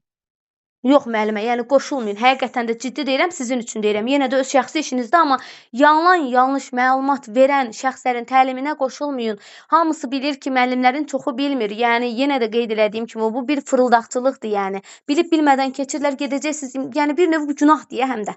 Ki, yəni bilmədiyim bir şeyi müəllimlərə aldatmaq məqsədilə. Müəllimə niyə icazə vermirsiniz adını çəksin, başqa müəllimlərə yox müəllimə, yox. Mənim dərsimdə çəkilməz, mən istəmərəm. Yəni baxmayın nə qədər də olmasa, amma mən deyərəm ki, onu kim eşidibsə artıq bilsin ki, ona qoşulmaq olmaz. Çünki bu artıq ikinci elementar bir səhvdir ki, bu edilib. Yəni bu düzgün yanaşma deyil. Yəni istər ödənişli dərs, istər ödənişsiz dərs. Yəni ödənişsizdə bunu edən demək ödənişlidə daha çox səhvlər edir. Hər kəs səhv edə bilər. Səhvi mən də başa düşürəm. Heç kim ideal deyil, amma bu elə bir səhvdir ki, bu primitiv bir şeydir də. Yəni bu dərin, mürəkkəb bir situasiya deyil. Bu qaydadır. Qaydada sən səhv edirsənsə, sən necə təlimçi ola bilərsən? Mümkün deyil bu. Aha. Demək cavab nə oldu? Vurğuladığım kimi A variantı. Sonra gəlirik müəllimlər 17-yə. Hər kəs Ayda müəllimə, Bəli. axşamınız xeyir olsun. Axşamınız xeyir Aygün müəllimə. Sizsiz? Aha, Ha, bəli buyurun müəllimə. müəllimə. Necəsiz Yaxşı müəllimə? olasınız müəllimə. Buyurun. Yaxşı ol. Müəllimə, narahat eləmədim ki, bir sual verim. Yox müəllimə, buyurun. Bu testdə Azərbaycanda ümumiyyətlə bütün rayonlar üzrə müəllimələr hamısı, bağçalarda hamısı müəllimələr qoşulubmu? Yoxsa Müəllimə, regionlar üzrə olub? müəllimə ümumiyyətlə ixtisas artırma təlimi oldu. Hansı ki, məncə siz də elə Dağlıq Şirvandansınız da, mən də həmçinin. Ona Bəli, görə bəli, bizdə müəllim. oldu. İxtisas artırma təlimi məncə sizdə də, bizdə də oldu. Bizə aid deyil. Bu Qoşulmamışıq ikinci axı mərhələ. müəllimə. Bəli, qoşulmamısınız da. Yəni birinci olmayıb sizdə ümumiyyətlə imtahan. Bizdə olub bir Hə, dəfə olub. lap ona görə Sertifikat da sertifikat da verilir. almışıq. Hə, Bəli, elə o bəli, müəllimə. müəllim. Bu da elə ondandır da. Bu da ondandır. Bu sadəcə ikinci mərhələ ixtisas artırma təlimi üçün idi. Mərhələ-mərhələ keçirilmişdi. Həmin onu oxşar suallardır. Həmin o keçdiyinizə aid olan başqa bir ikinci mərhələsidir. Yəni müəllimə belə qoşulsaydıq, yəni o bir problemli Yox, heç olmayacaq. nə. Yəni Qoşulub qoşula işləsəydiniz bilərdik. daha da yaxşı. Yəni şəxsən mən elə daxil olub Müəllimə, işlədim. bağışlayın sözünüzü kəsirəm. Sertifikatı neçə baldan sonra verirlər? Neçə bal Müəllimə, yüksək bal, yığılır? yüksək bal. Çox güman ki, ən azı hardasa 20 bilirəm ki, mən 20-dən yuxarı verirlər. Belə tam dəqiq bilmirəm, onu maraqlanmamışam. Amma yüksək bal yığana verirlər sertifikat. Ona görə də indi burada nə cavab yazmısınızsa bilin ki, imtahanda da sağ o olun. düzgündür. Sağ Çox olun. sağ olun. Aha. Müəllimə, bir şey istəyirəm. Hamı qoşulub işləyə bilərdi bu testdə? Bəli, bəli, hamı işləyərdi. Mən bu gün işləmişəm. Bir dənə fin kod tələb eləyir. Ad, soyad, yaşadığın yer, fin kod. Nə ziyanı var ki? Heç bir ziyanı yoxdur. Daha da yaxşı. Hansı proqramla işləmək lazımdır Heç müəllimə nə bunu? link atmışdım müəllimə mən qruplara. Ödənişsiz qruplarımın hər birinə linklər atmışdım ki, 16:00-da daxil olun bu linkə işləyin. Aha, indi davam Oldu. edək. Ayda Çox sağ müəllimə. olun. Bəli, bəli.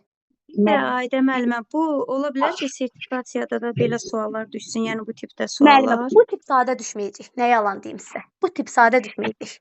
Bu Yəni, dəqiqə müəllimlərin çoxu Çox da sağ yüksək, olun müəllimə. siz sağ olun. Yüksək bal toplayacaq deyə bu testlərdən.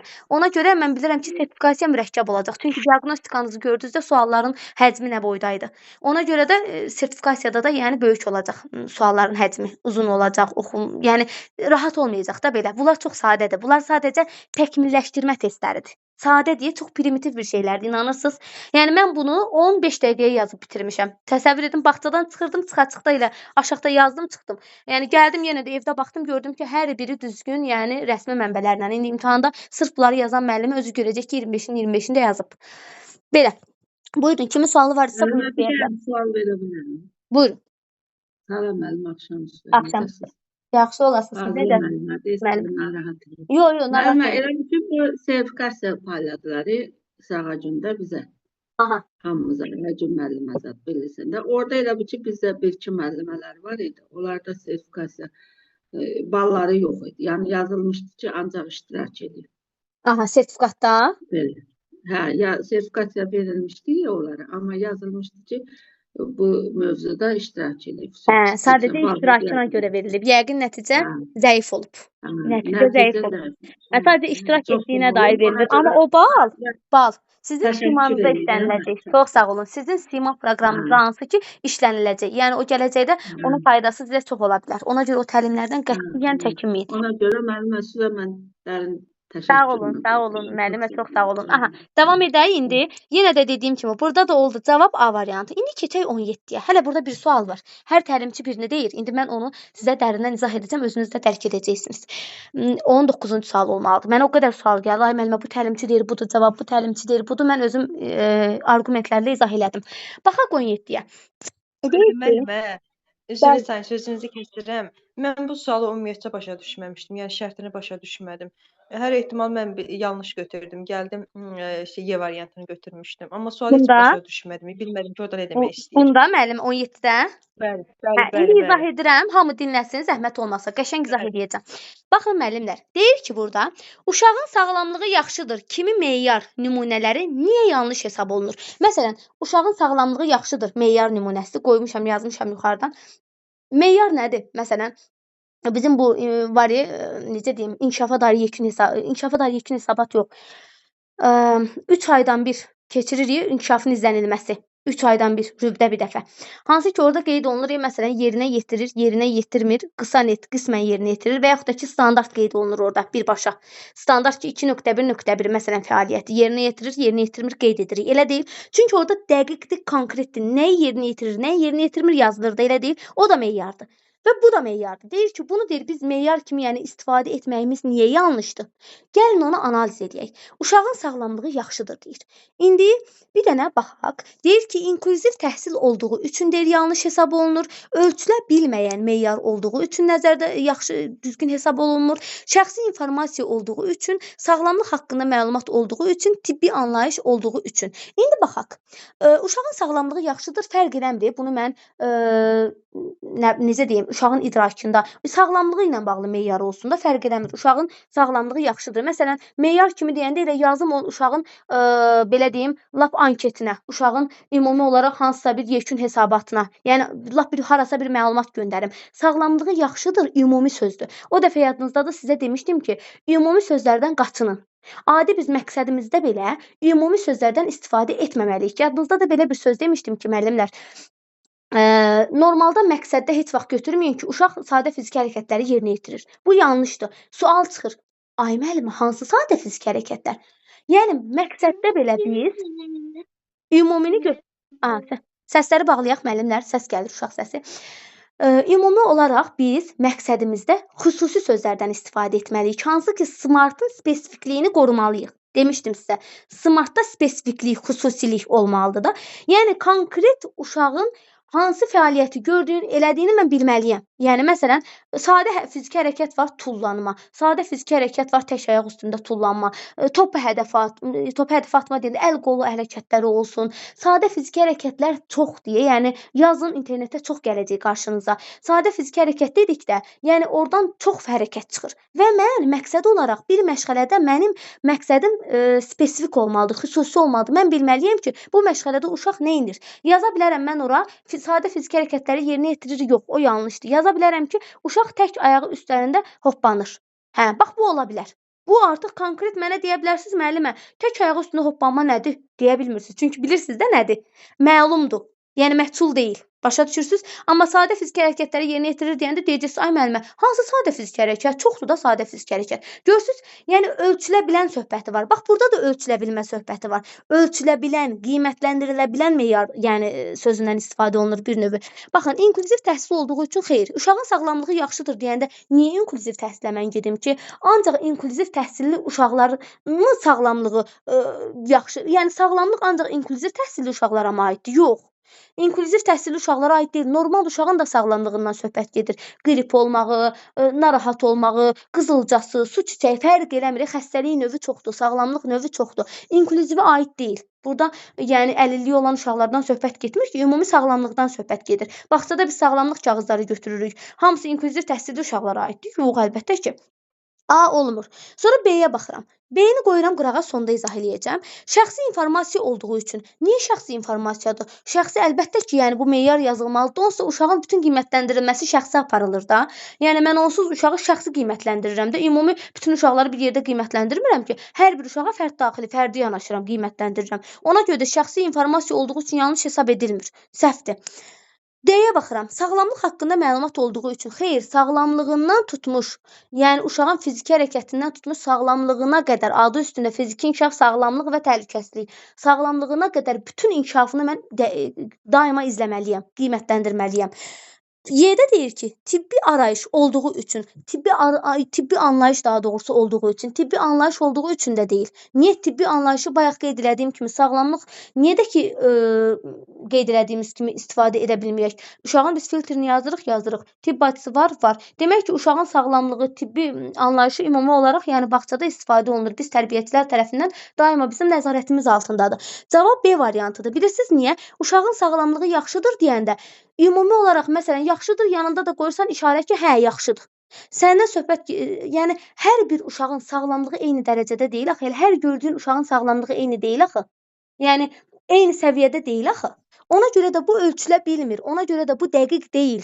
Yəni ümumi deyirsən ki, sağlamlığı yaxşıdır, amma nə dərəcədə yaxşıdır? Ölçülmür. Ölçə bilmirsən. Ümumi fikirdir bu. Xüsusi deyil. Aydın oldu? Ona görə də B düzgün deyil. Ölçə bilmirsən sən onun nə dərəcədə yaxşı olduğunu. Çünki ümumi fikirdir. Sən onu xüsusi yazmalısan. Yəni ona görə də bu meyar düzgün ifadə oluna bilməz. Aydın oldu mu müəllimlər? İndi keçirik 18-ci suala. Deyir ki, tərbiyəçi müəllim fəaliyyətlər arası keçid zamanı indi oyunu Müəllimə bitirir. bağışlayın. Burada Mhm. 16-da hansı cavab oldu?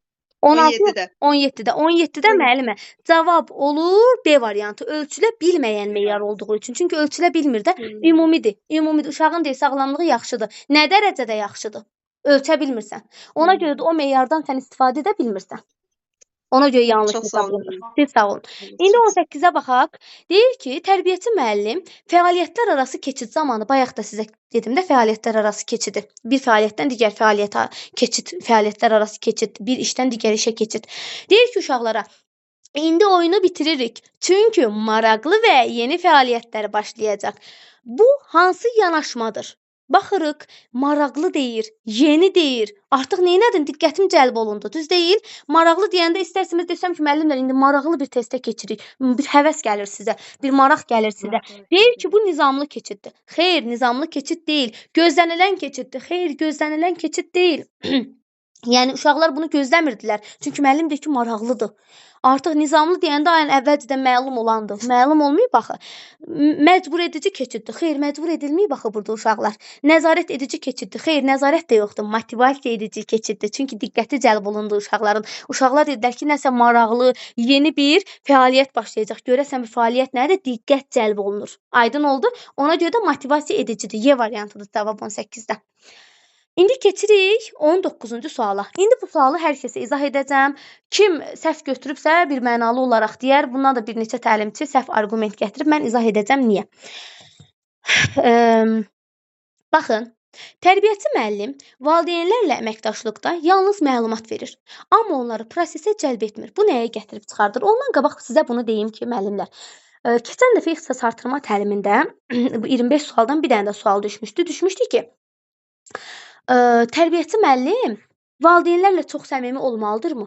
Əsla. Baxın, çox səmimi olma kimi ifadə qarşınıza çıxsa birbaşa deyəcəksiniz səhvdir, yanlışdır. Bir mənalı olaraq. Burada da deyir ki, yəni məlumat verir. Yəni bilirsiniz necə? Ancaq məlumat verirəm qrupda. Bu gün uşaqlar bunu elədi, bunu elədi, bunu elədi, bunu elədi. Nə valideynlə danışıram, nə valideyn mənlə danışır, nə fikrini ifadə edir, nə təlimə gəlir, nə bağça ilə maraqlanır, nə açıq qapı günündə iştirak edir. Heç nə də sıfır. Mən ancaq məlumat verirəm. Da ondan məlumat almıram. Aydın oldu? Bir mənalı da bir tərəflidir bu. Deyir ki, bu nəyə gətirib çıxardır? Yəni sonda bu nəyə gətirib çıxardacaq? Öz işimizdən götürək. Siz ancaq məlumat verəndə valideyn bağça ilə maraqlanırmı? Maraqlanmır. Yəni istər-istəməz siz nə qədər tələb eləsəz, valideyn də bir o qədər öz öhdəsinə düşəni yerinə yetirəcək də. İndi baxıram deyir ki, ünsiyyət çatışmazlığına. Burada ünsiyyətdən söhbət getmir axı. Sadəcə ünsiyyət primitiv bir şeydir. Ünsiyyətdən söhbət getmir burada. Müəllimi ancaq yəni ünsiyyət önəmli deyil də bağçada. Ünsiyyət yox, təlim önəmlidir, iştirak önəmlidir. Yəni A tamamilə yanlışdır. B təlimdə inteqrasiyanın zəifliyinə. Valideynlə mənim əməkdaşlığımın inteqrasiyaya nəyə aidiyyatı var? Mən valideynlə nəyi inteqrasiya edirəm? Heç nə. Səhv. Tamamilə yanlış. Bu metodikadandır bu cavab. B çıxdım. C. Planlaşdırma aparılmasının çətinliyinə. Planlaşdırmanı mən valideynlə aparmıram ki, mən planım olsa qururam. Mənim planım standartdır. Yəni əvvəlcədən mən valideyni əsasən plan qurmuram ki, valideynin heç bir iştirakı yoxdur mənim plan qurmağımda. Ona görə də bu da yanlışdır. Bu da valideynə aid deyil. D-yə baxıram. Valideynin iştirakının zəifliyinə. D-ni qoyuram qırağa, indi izah edəcəm. Y-yə baxıram. Valideynin rəyləri anlamaqda çətinlik çəkmələrinə. Xeyr, bu da yanlışdır. Niyə bilirsiniz? Çoxu Y-ni götürüb düzgün cavab kimi, yəni çoxu deyəndə bir neçəsi tamamilə yanlışdır. Cavab D variantıdır. İndi niyə Y səhvdir onu deyəcəm. Burada deyir ki, valideynlərin rəyləri anlamaqda çətinlik çəkmələrinə. Rəyləri. Yəni hansısa bir valideyn mənim fikirlərimi, mənim tövsiyələrimi, mənim tapşırıqlarımı anlamaqda deyir çətinlik çəkir. Yəni bu nə zaman ola bilər? Əgər müəllim elmi dildə danışsa, elmi dildə məlumat versə, kitab dilində cümlələrdən istifadə etsə, eyni zamanda deyə bilərəm ki, çətin dərslər açsa, ola bilər. Amma burada nə deyir? Sadəcə deyir ki, müəllimə məlumat ötürür. Məlumat ötürür. Sadəcə məlumatı ötürür. Burada deyir ki, rəyləri anlamaqda valideyn çətinlik çəkir. Valideyn rəyi anlamaqda çətinlik çəkmir. Valideyn nə edir? Valideynin iştirakını zəifliyinə gətirib çıxardır bu. Obyektiv yanaşaq da, rəyləri anlamaq sadəcə mən elmi dildə, mən necə deyim, terminlərdən istifadə etsəm, mən dərsləri o formada açsam, çətin dildə açsam, qısa açsam, net açsam, açıqlamasam, əgər sizə orada desəydi ki, tutaq ki, müəllim terminlərdən istifadə edir, qısa, net açıqlamalar verir. Burada artıq cavab çıxardı ki, valideynləri rəyləri anlamaqda çətinlik çəkmələrinə gətirib çıxardır bu. Onda düz olardı ki, həqiqətən də valideyn artıq rəyləri anlamaqda çətinlik çəkir. Çünki müəllimə məlumat verir çətin formada, valideyn onu anlamır. Amma burada nə deyir? Valideyn deyir, məlumatı verir. Bu nəyə gətirib çıxardır? Bu artıq valideynin iştirakının zəifliyinə. Çünki sən yazmayacaqsan, valideyn yazmayacaq. Sən ancaq məlumat ötürürsən. Da valideyni sən dinləmirsən, valideynin fikrini dinləmirsən, onun istəyini dinləmirsən, valideynin iştirakını biz bağçaya təmin etməliyik. Onların hamısı xüsusidir. Amma bu ümumidir, obyektivdir D variantı. Ümumi iştirakdan söhbət gedir burada. Aydın oldu bu test? Nə demək istədiyimi çatdıra bildimmi sizə? Aydın oldu? Səslər açılsın. Çətin olmadı yəni. Bəli. Aydın oldu. Y variantının düzgün olduğunu düşünən var idi aranızda. Hal-hazırda da varsa buyura bilər. Yəni daha dərindən izah edə bilərəm. Müəllim, mən D gördüm. D bənim götürmüşəm. Deyir. Kim D götürübsə düzgündür. Y səhvdir. Y birbaşa deyir ki, valideynlərin rəyləri anlamaqda çətinlik çəkmələrinə. Məlumat verəndə valideynin rəyi anlamağı böyük bir anlayışdır, yoxsa bağçada zəifliyi? Əlbəttə ki, bağçada iştirakının zəifliyi daha belə deyim, əlçatmaz bir şeydir. Daha uğursuzluqdur. Hansı uğursuzluq gətirilir? D variantı. Valideynin təmiz bağçadan əlini üzür. Yəni bir növ valideyn can atmalıdır da bağçaya. Can atması üçün mən məlumat verməli deyiləm. Mən əməkdaşlıq etməliyəm. Aydın oldu? Birgəlik olmalıdır. Birgəlik olsa o zəiflik də aradan qalxacaq. Cavab D variantı. Kim Y deyirsə səhvdir. Özünüz görəcəksiniz imtahanda. Sonra 20-yə baxırıq. Ayda müəllimə, axşamınız xeyir olsun. Axşamınız xeyir olsun müəllimə, buyurun. Bağışlayın, kəsirəm sözü müəllimə. Müəllimə, biz bu təlimdə iştirak etməmişik, amma mən oldum da, yəni iştirak elədim bir gün. O, yəni mənim də simamda görsənər, ya necə? Yox müəllimə, dəqiq deyil. Yəni görsənməyəcəyi qeyd edilir. Amma yenə də simanızı yoxlayarsa, yəni Təhsil Nazirliyi birdən belə gördünüz, bəlkə iştirak edənlərin hamısına qeyd edərik. Amma bir də olmayacaq. Kimlər iştirak edibsə əvvəl, onlarda olmayacaq. Hansı ki, kimlər... Biz eləməmişik də müəllimə, amma mən özüm keçdim, amma iştirak eləməmişik. Biz olmamışıq da, təlimdə olmamışıq. Olmamışsınızsa məncə olmamalı sizdə. Yox, məncə olmamalıdır. Amma yenə də iştirakınızın olmağı yaxşıdır. Dediyim kimi, sağ olun. 14 oldu D variantı. Valideyn artıq iştirak etməyəcək, valideyn artıq soyuqqanlı olacaq. Həmişə mən məlumat atım. Ancaq sizə məlumat atsam adi dərs prosesində. Mən sizdən soruşmayım dərsi. Məlumat atım. Siz dərsə girərsinizmi? Dərsdə iştirak edərsinizmi? Yox. Elə məlumat atım, amma sizdən soruşmayım. Sizin fikirləriniz mənə maraqlı gəlməsin. İştirakınız zəifləyəcək də, düz deyil. Yəni məntiqlə budur da. D variantı daha düzgündür. Yəni həmişə bağça ilə əlaqələndirib cavab verməyin. Həmişə eyni zamanda öz necə deyim, həyati situasiyalarla da əlaqələndirin. Görün, sırf bağça üzrəmi, yoxsa həqiqətən də real həyatda mı bu hadisə olanda mənim iştirakım mı zəifləyir? Bəli, əlbəttə ki, iştirakımız zəifləyir. Ancaq qarşı tərəf bizə məlumat ötürəndə biz artıq o fəaliyyətdən əlimizi üzürük. D variantı ən çətinidir. Yəni əsaslıdır, daha doğrusu. 20-yə baxaq. Valideynlə tərbiyəçi müəllim arasında bir müddətdir ki, fikir ayrılığı davam edir və razılıq əldə olunmur. Tərbiyəçi müəllimin növbəti addımı nə olmalıdır? Baxın, valideynlə deyir tərbiyəçi müəllim arasında bir müddətdir ki, fikir ayrılığı davam edir. Yəni bir müddət artıq bunlar arasında fikir ayrılığıdır. Məsələn, ola bilər deyir ki, mənim uşağımı gəzintiyə çıxarma. Mən deyirəm çıxarmaq lazımdır. O deyir çıxarma. Mən deyir çıxarmaq lazımdır. O deyir çıxarma. Bir müddət bu problem gedirdi. Əgər bu problem yeni olsaydı, mən heç kimi ortaya salmalı deyildim. Yəni, kənardan müdaxilə olmamalıdır. Amma bu bir müddətdə davam edir. Başa düşürsünüz? Əsas məqsəd burada bir müddət sözündədir. İndi deyir ki, tərbiyəçi müəllimin növbəti addımı nə olmalıdır? Baxaq, tərbiyəçi müəllim və valideyn öz aralarında müzakirəni davam etdirməlidirlər. Hazır bu bir müddət də davam etdirir də, bir fayda vermir axı. Yəni əgər desək ki, mübahisə yaranıb, narazılıq yaranıb desəydi, hə, onda deyərdin ki, hə də A variantı, hələ bir özləri bir davam etdirsinlər də, istəyir o dəqiqə başqası niyə gəlib müdaxilə eləsin ki? Amma bunlar bir müddətdə fikir ayrılığındadılar. Ortaq məxrəcə gələ bilmirlər. Ona görə də A ola bilməz. B variantı, tərbiyəçi müəllim valideyn ilə bütün əlaqəni dayandırmalıdır. Qətiyyən əlaqəni dayandırmalıdır, yanlışdır. Dayandırmaq varsa birbaşa demək ki, səhvdir. Sonra C variantı, tərbiyəçi müəllim üçüncü tərəfi, rəhbər mütəxəssisi cəlb etməlidir. Bəli, məsələn, metodistiniz varsa metodisti cəlb eləyə bilərsiniz. Metodist yoxsa müdürünüz müdaxilə edə bilər. Müdür də daxil olub, müdür də izah edə bilər. Bəlkə sizi yox, müdürü dinlədi. Ona görə də bir müddət sonra üçüncü şəxslər cəlb oluna bilər. Ardıcıllıq var da müəyyən. Birinci, ikinci, üçüncü ardıcıllıq. Hansı ki, birinci ardıcıllıqda biz artıq özümüz danışmalıyıq. Özümüz həll yolu tapa bilmiriksə artıq mütəxəssisdən kömək ala bilərik. Çünki mütəxəssis də bir yerdə ona vəziyyəti başa salmağa çalışacaq. Sonra müəllimlər, D variantı, tərbiyəçi müəllim özü də razılaşdığını göstərməklə kompromisə getməlidir. Nə deməkdir? Siz üzdə razılaşdığını deyir göstərməklə, amma deyir öz bildiyini eləməlidir. Bu düzgün deyil, bu ikiyüzlülükdür, bu kurikuluma zidd bir şeydir. Belə bir şey ola bilməz. Yəni, dediyim kimi, tərbiyəçi müəllim, valideyn siz deyəndə amma uşağı açıq həyətə düşürdüm. Sonra uşağın başına bir şey gəlsin, gəldi problemin altından çıx, necə çıxırsan? Qətiyyən, ümumiyyətlə, tərbiyəçi müəllim nə deyirsə onu eləməlidir. Yəni, yola vermə deyə bir şey yoxdur. Nə varsa o. Sadəcə münasib dillə, başa salmaqla, izah eləməklə, uşağı valideynin anlaq səviyyəsinə uyğun izah etməliyik. Ona görə də D variantı da dediyimiz kimi yanlışdır. Yəni, burada bir növ ikiyüzlülükdən söhbət gedir. Yəni, onun üzünə denən, amma burada gəl öz bildiyi belə olmaz. Y variantı, valideyni pedaqoq kimi onun mövqeyinə və ya nüfuzuna hörmət etməyə çağırmalıdır. Mən pedaqoqam, mənim dediyim olmalıdır. O da düzgün deyil axı. Valideynin də fikri nəzərə alınmalıdır. Hansı ki, valideynin hüququnda qeyd olunub ki, valideynin fikirləri nəzərə alınmalıdır, təklifləri nəzərə alınmalıdır. Sadəcə onun təklifi, onun fikri yanlışdırsa, sən onu onun başa düşəcəyi dildə izah etməlisən. Onun anlaq səviyyəsinə uyğun. Elə valideyn var ki, oxumayıb, elə valideyn var ki, özünü təkəbbürlü aparır. Hansı ki, keçmiş idi onların hər birini. Təkəbbürlü, intellektual, narazı valideyn, pasiv valideyn, hər cür valideyn var. Valideynə uyğun, ümumiyyətlə valideynin idraki səviyyəsindən tutmuş, onun anlaq səviyyəsinə uyğun biz artıq vəziyyəti başa salmalıyıq. Sonra 22-yə baxaq. 22 gəlir. 21 hardadır bəs? 21 burdadır.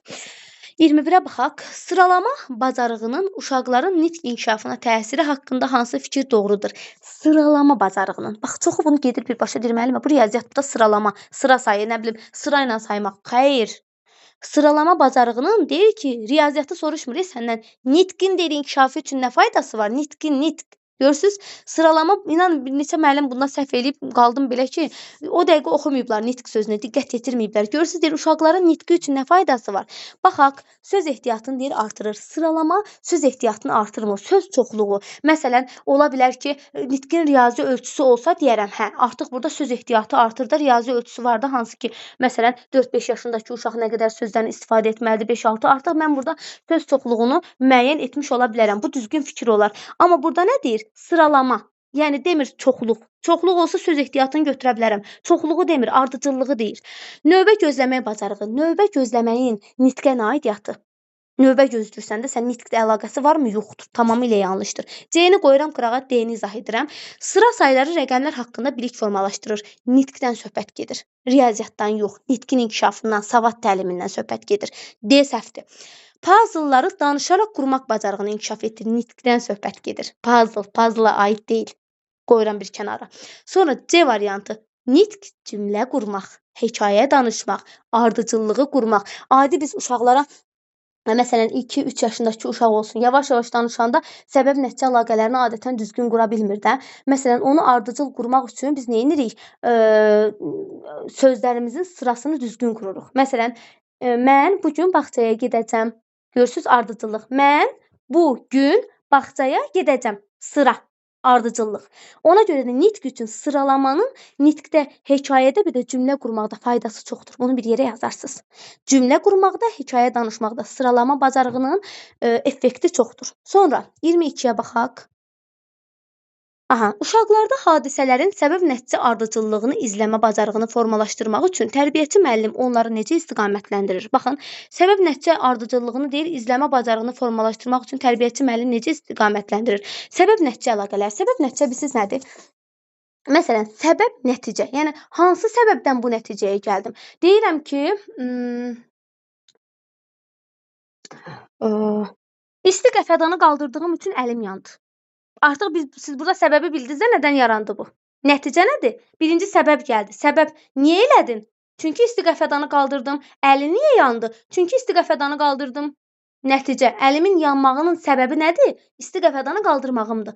Və sonda mənim əlim yandı. Nəticə olaraq əlim yandı. Aydın oldu? Səbəb-nəticə əlaqəsi budur. Məsələn, deyə bilərəm ki,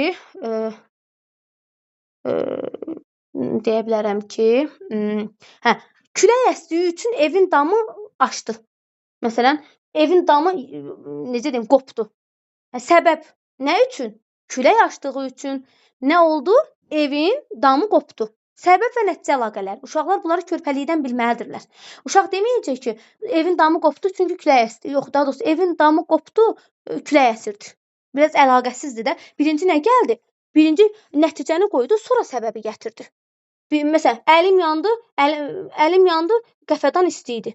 Əlaqəsizdir. Burada birinci nəticə gəlir, sonra səbəb gəlir. Birinci sən səbəbi deməlisən, sonda nəticəni deməlisən.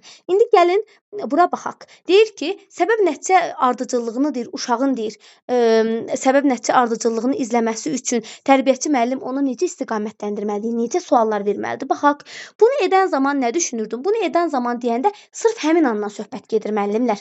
Səbəb-nəticə əlaqəsindədirsə ya əvvəldən söhbət gedir, ya da təkcə sonradan, ikisindən birindən söhbət gedir, ikisindən də söhbət getmir. Ona görə A səhvdir.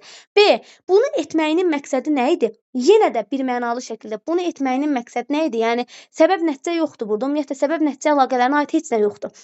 C, bunu edərkən nə hiss edirdin? Yenə də mənəviyyata, hissə yönəlir. Səbəb-nəticə əlaqəsi yoxdur. Ən çox hansını bəyəndin? Yenə də seçim şansı. Ən çox hansını bəyəndin? Amma Y-yə baxaq. Əvvəl nə etdin, sonra nə oldu? Nə etdin, nə oldu? Məsələn, qəfədanı apardım, əlim yandı. Əvvəl nə etdin? Müəllimə qəfədanı apardım. Nə oldu sonra? Müəllimə əlim yandı. Aydın oldu müəllimlər nə demək istədiyim? Səbəb-nəticə əlaqəsini anladınızmı burada? Səs açın, bildirin. Bəli, müəllim. Bəli. Siz izah eləyincə mən yerini tapdım. Gördüm ki, əvvəl nə etdin, sonra nə oldu? Çünki səbəb-nəticə əlaqəsini dərk elədiniz də ona görə. Dediyimiz kimi 22-də də cavab oldu Y variantı. İndi keçirik. Artıq burada çətinlik çəkməyəcəksiniz. Səbəb-nəticənin də nə olduğunu rahatlıqla bilmiş oldunuz. İndi keçirik bura. Açıq hava oyununda hansı yarpaq böyükdür? Sualı hansı bacarığı inkişaf etdirir? Baxaq. Böyükdür, kiçikdir, azdır, çoxdur dedikdə hansı məşğələ yadımıza gəlir müəllimlər? Deyin görüm, səs açın. Riyaziyyat. Ay, sağ olun. Riyaziyyat məşğələsi. Düzdür, riyaziyyat məşğələsi yadıma. Ay, sağ olun. Məntiqi riyazi təfəkkür yadıma gəlir. Demək ki, böyükdürdüsə bu riyaziyyata aiddir də. Baxıram, nitq bacarığı. Nitq bacarığı hansı mənim məşğələmə aiddir? Nitqin inkişafına, yəni savad təliminə aiddir. A-nı atıram qırağa. B, müqayisə ilə müqayisə riyaziyyatda da müqayisə etmə. Böyükdür, kiçikdir, azdır, çoxdur. B düzdür. C-də nədir? Sosial. Müqayisənin sosiala nə aidiyyatı və yaxud da ki, fiziki. Müqayisənin fizikiyə nə aidiyyatı? Fiziki hərəkətlə müqayisə nə əlaqəli? Emosional. Emosional mənim daxili hissimdir. Mənim sevincimdir, kədərimdir. Bunun müqayisəyə nə aidiyyatı var? Düz deyil. Cavab oldu B variantı. Sonra 24-ə baxıram.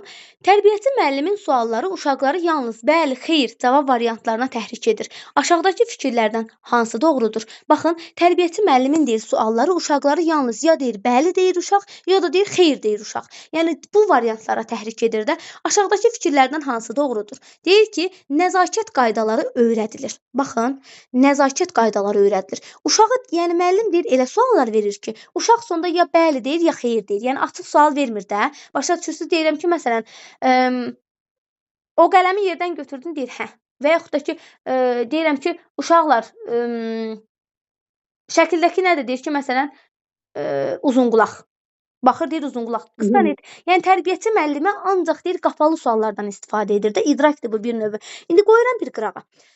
Deyir, nəzakət qaydaları. Bəli, xeyrin nəzakətə nə aidiyyatı? Nəzakət qaydaları adətən böyüklərə hörmətimiz, oturuşumuz, duruşumuz, eyni zamanda nəzakətli sözlər istifadə etməyimiz. Çox sağ olun, təşəkkür edirəm. Bu kimi ifadələr nəzakətə aid olur da. Yəni bəli, xeyr, mən məşğələmdə istifadə edirəmsə, mən burada nəzakət qaydalarını mı öyrənmiş oluram? Əlaqəsiz bir şeydir. Sonra öyrədici mühit yaradılır. Öyrədici mühit nə yaradıldı? Qapalı sualdır. Hardan öyrədici oldu? Səhvdir.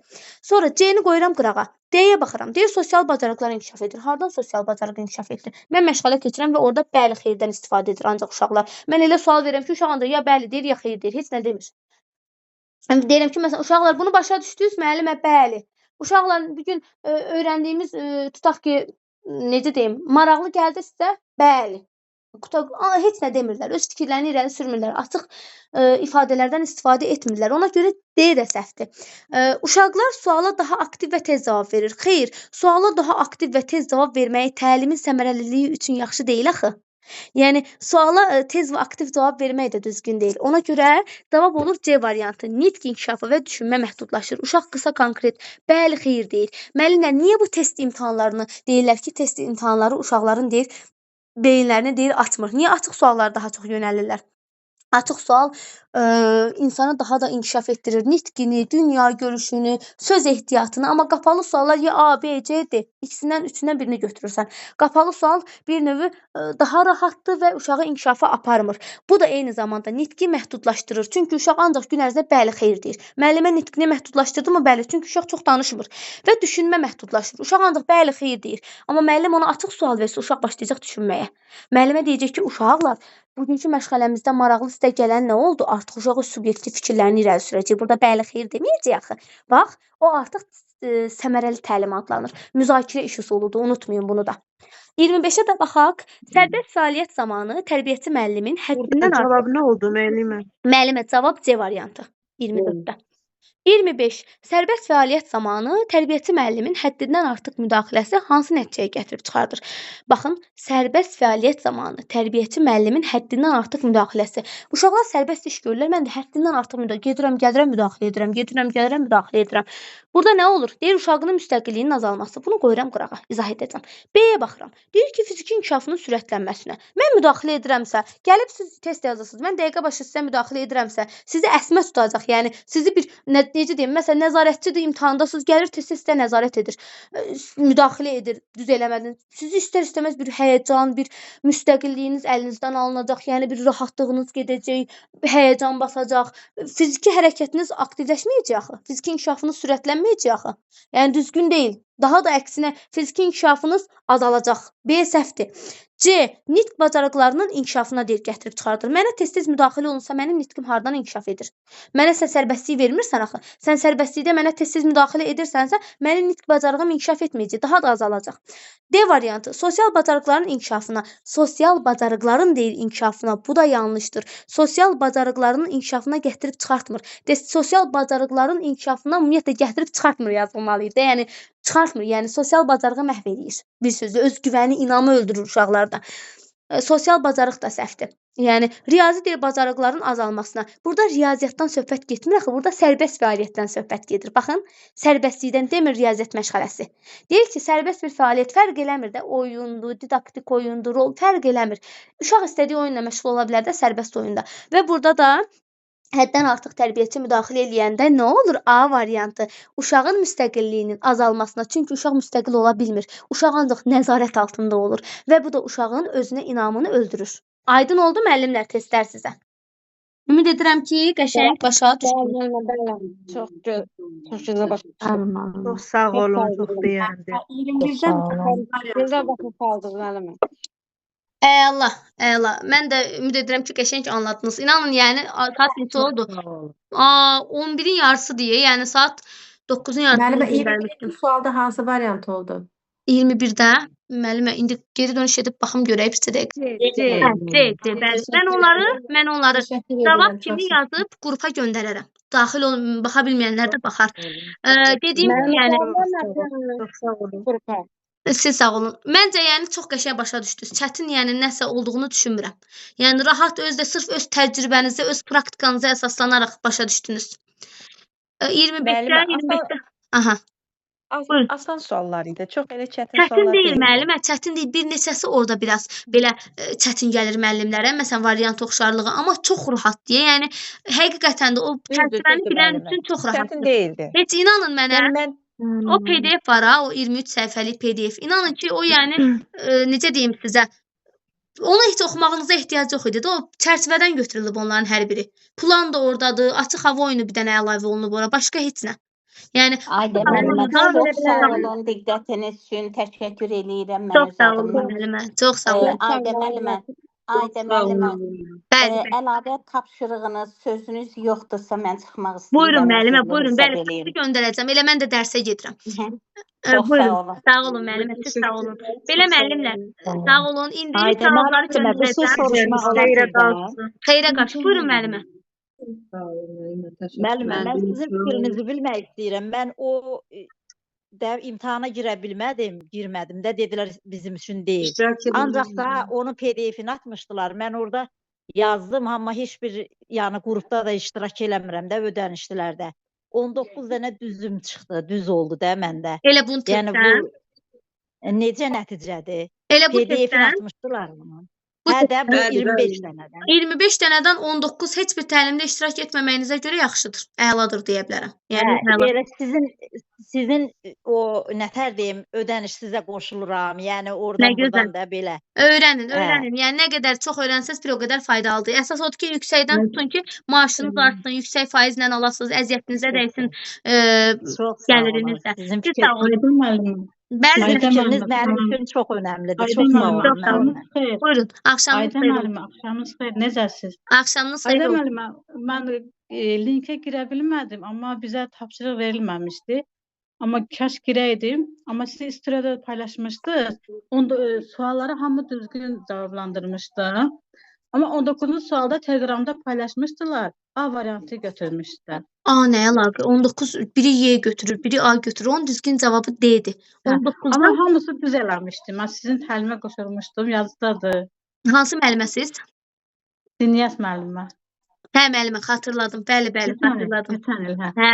Hamısı düz elədim. Yadımda elə də qalmır. Adları bir qalır. Amma müəllimə, orada siz paylaşımı istirada mən yoxladım. Görüm mən düz götürmüşəm. Amma A variantı Telegramda düz çıxmışdı. Yox, A deyil. Narahat olmayın. Onu kim yazdı? Hamısını düz eləmişdi. Yox, birbaşa ümumiyyətlə obyektiv yanaşanda görürük ki, cavab nədir? Yəni valideynlərlə iş artıq mən biraz orada zəiflik göstərsəm, valideynin iştirakı azalacaq baxdaya.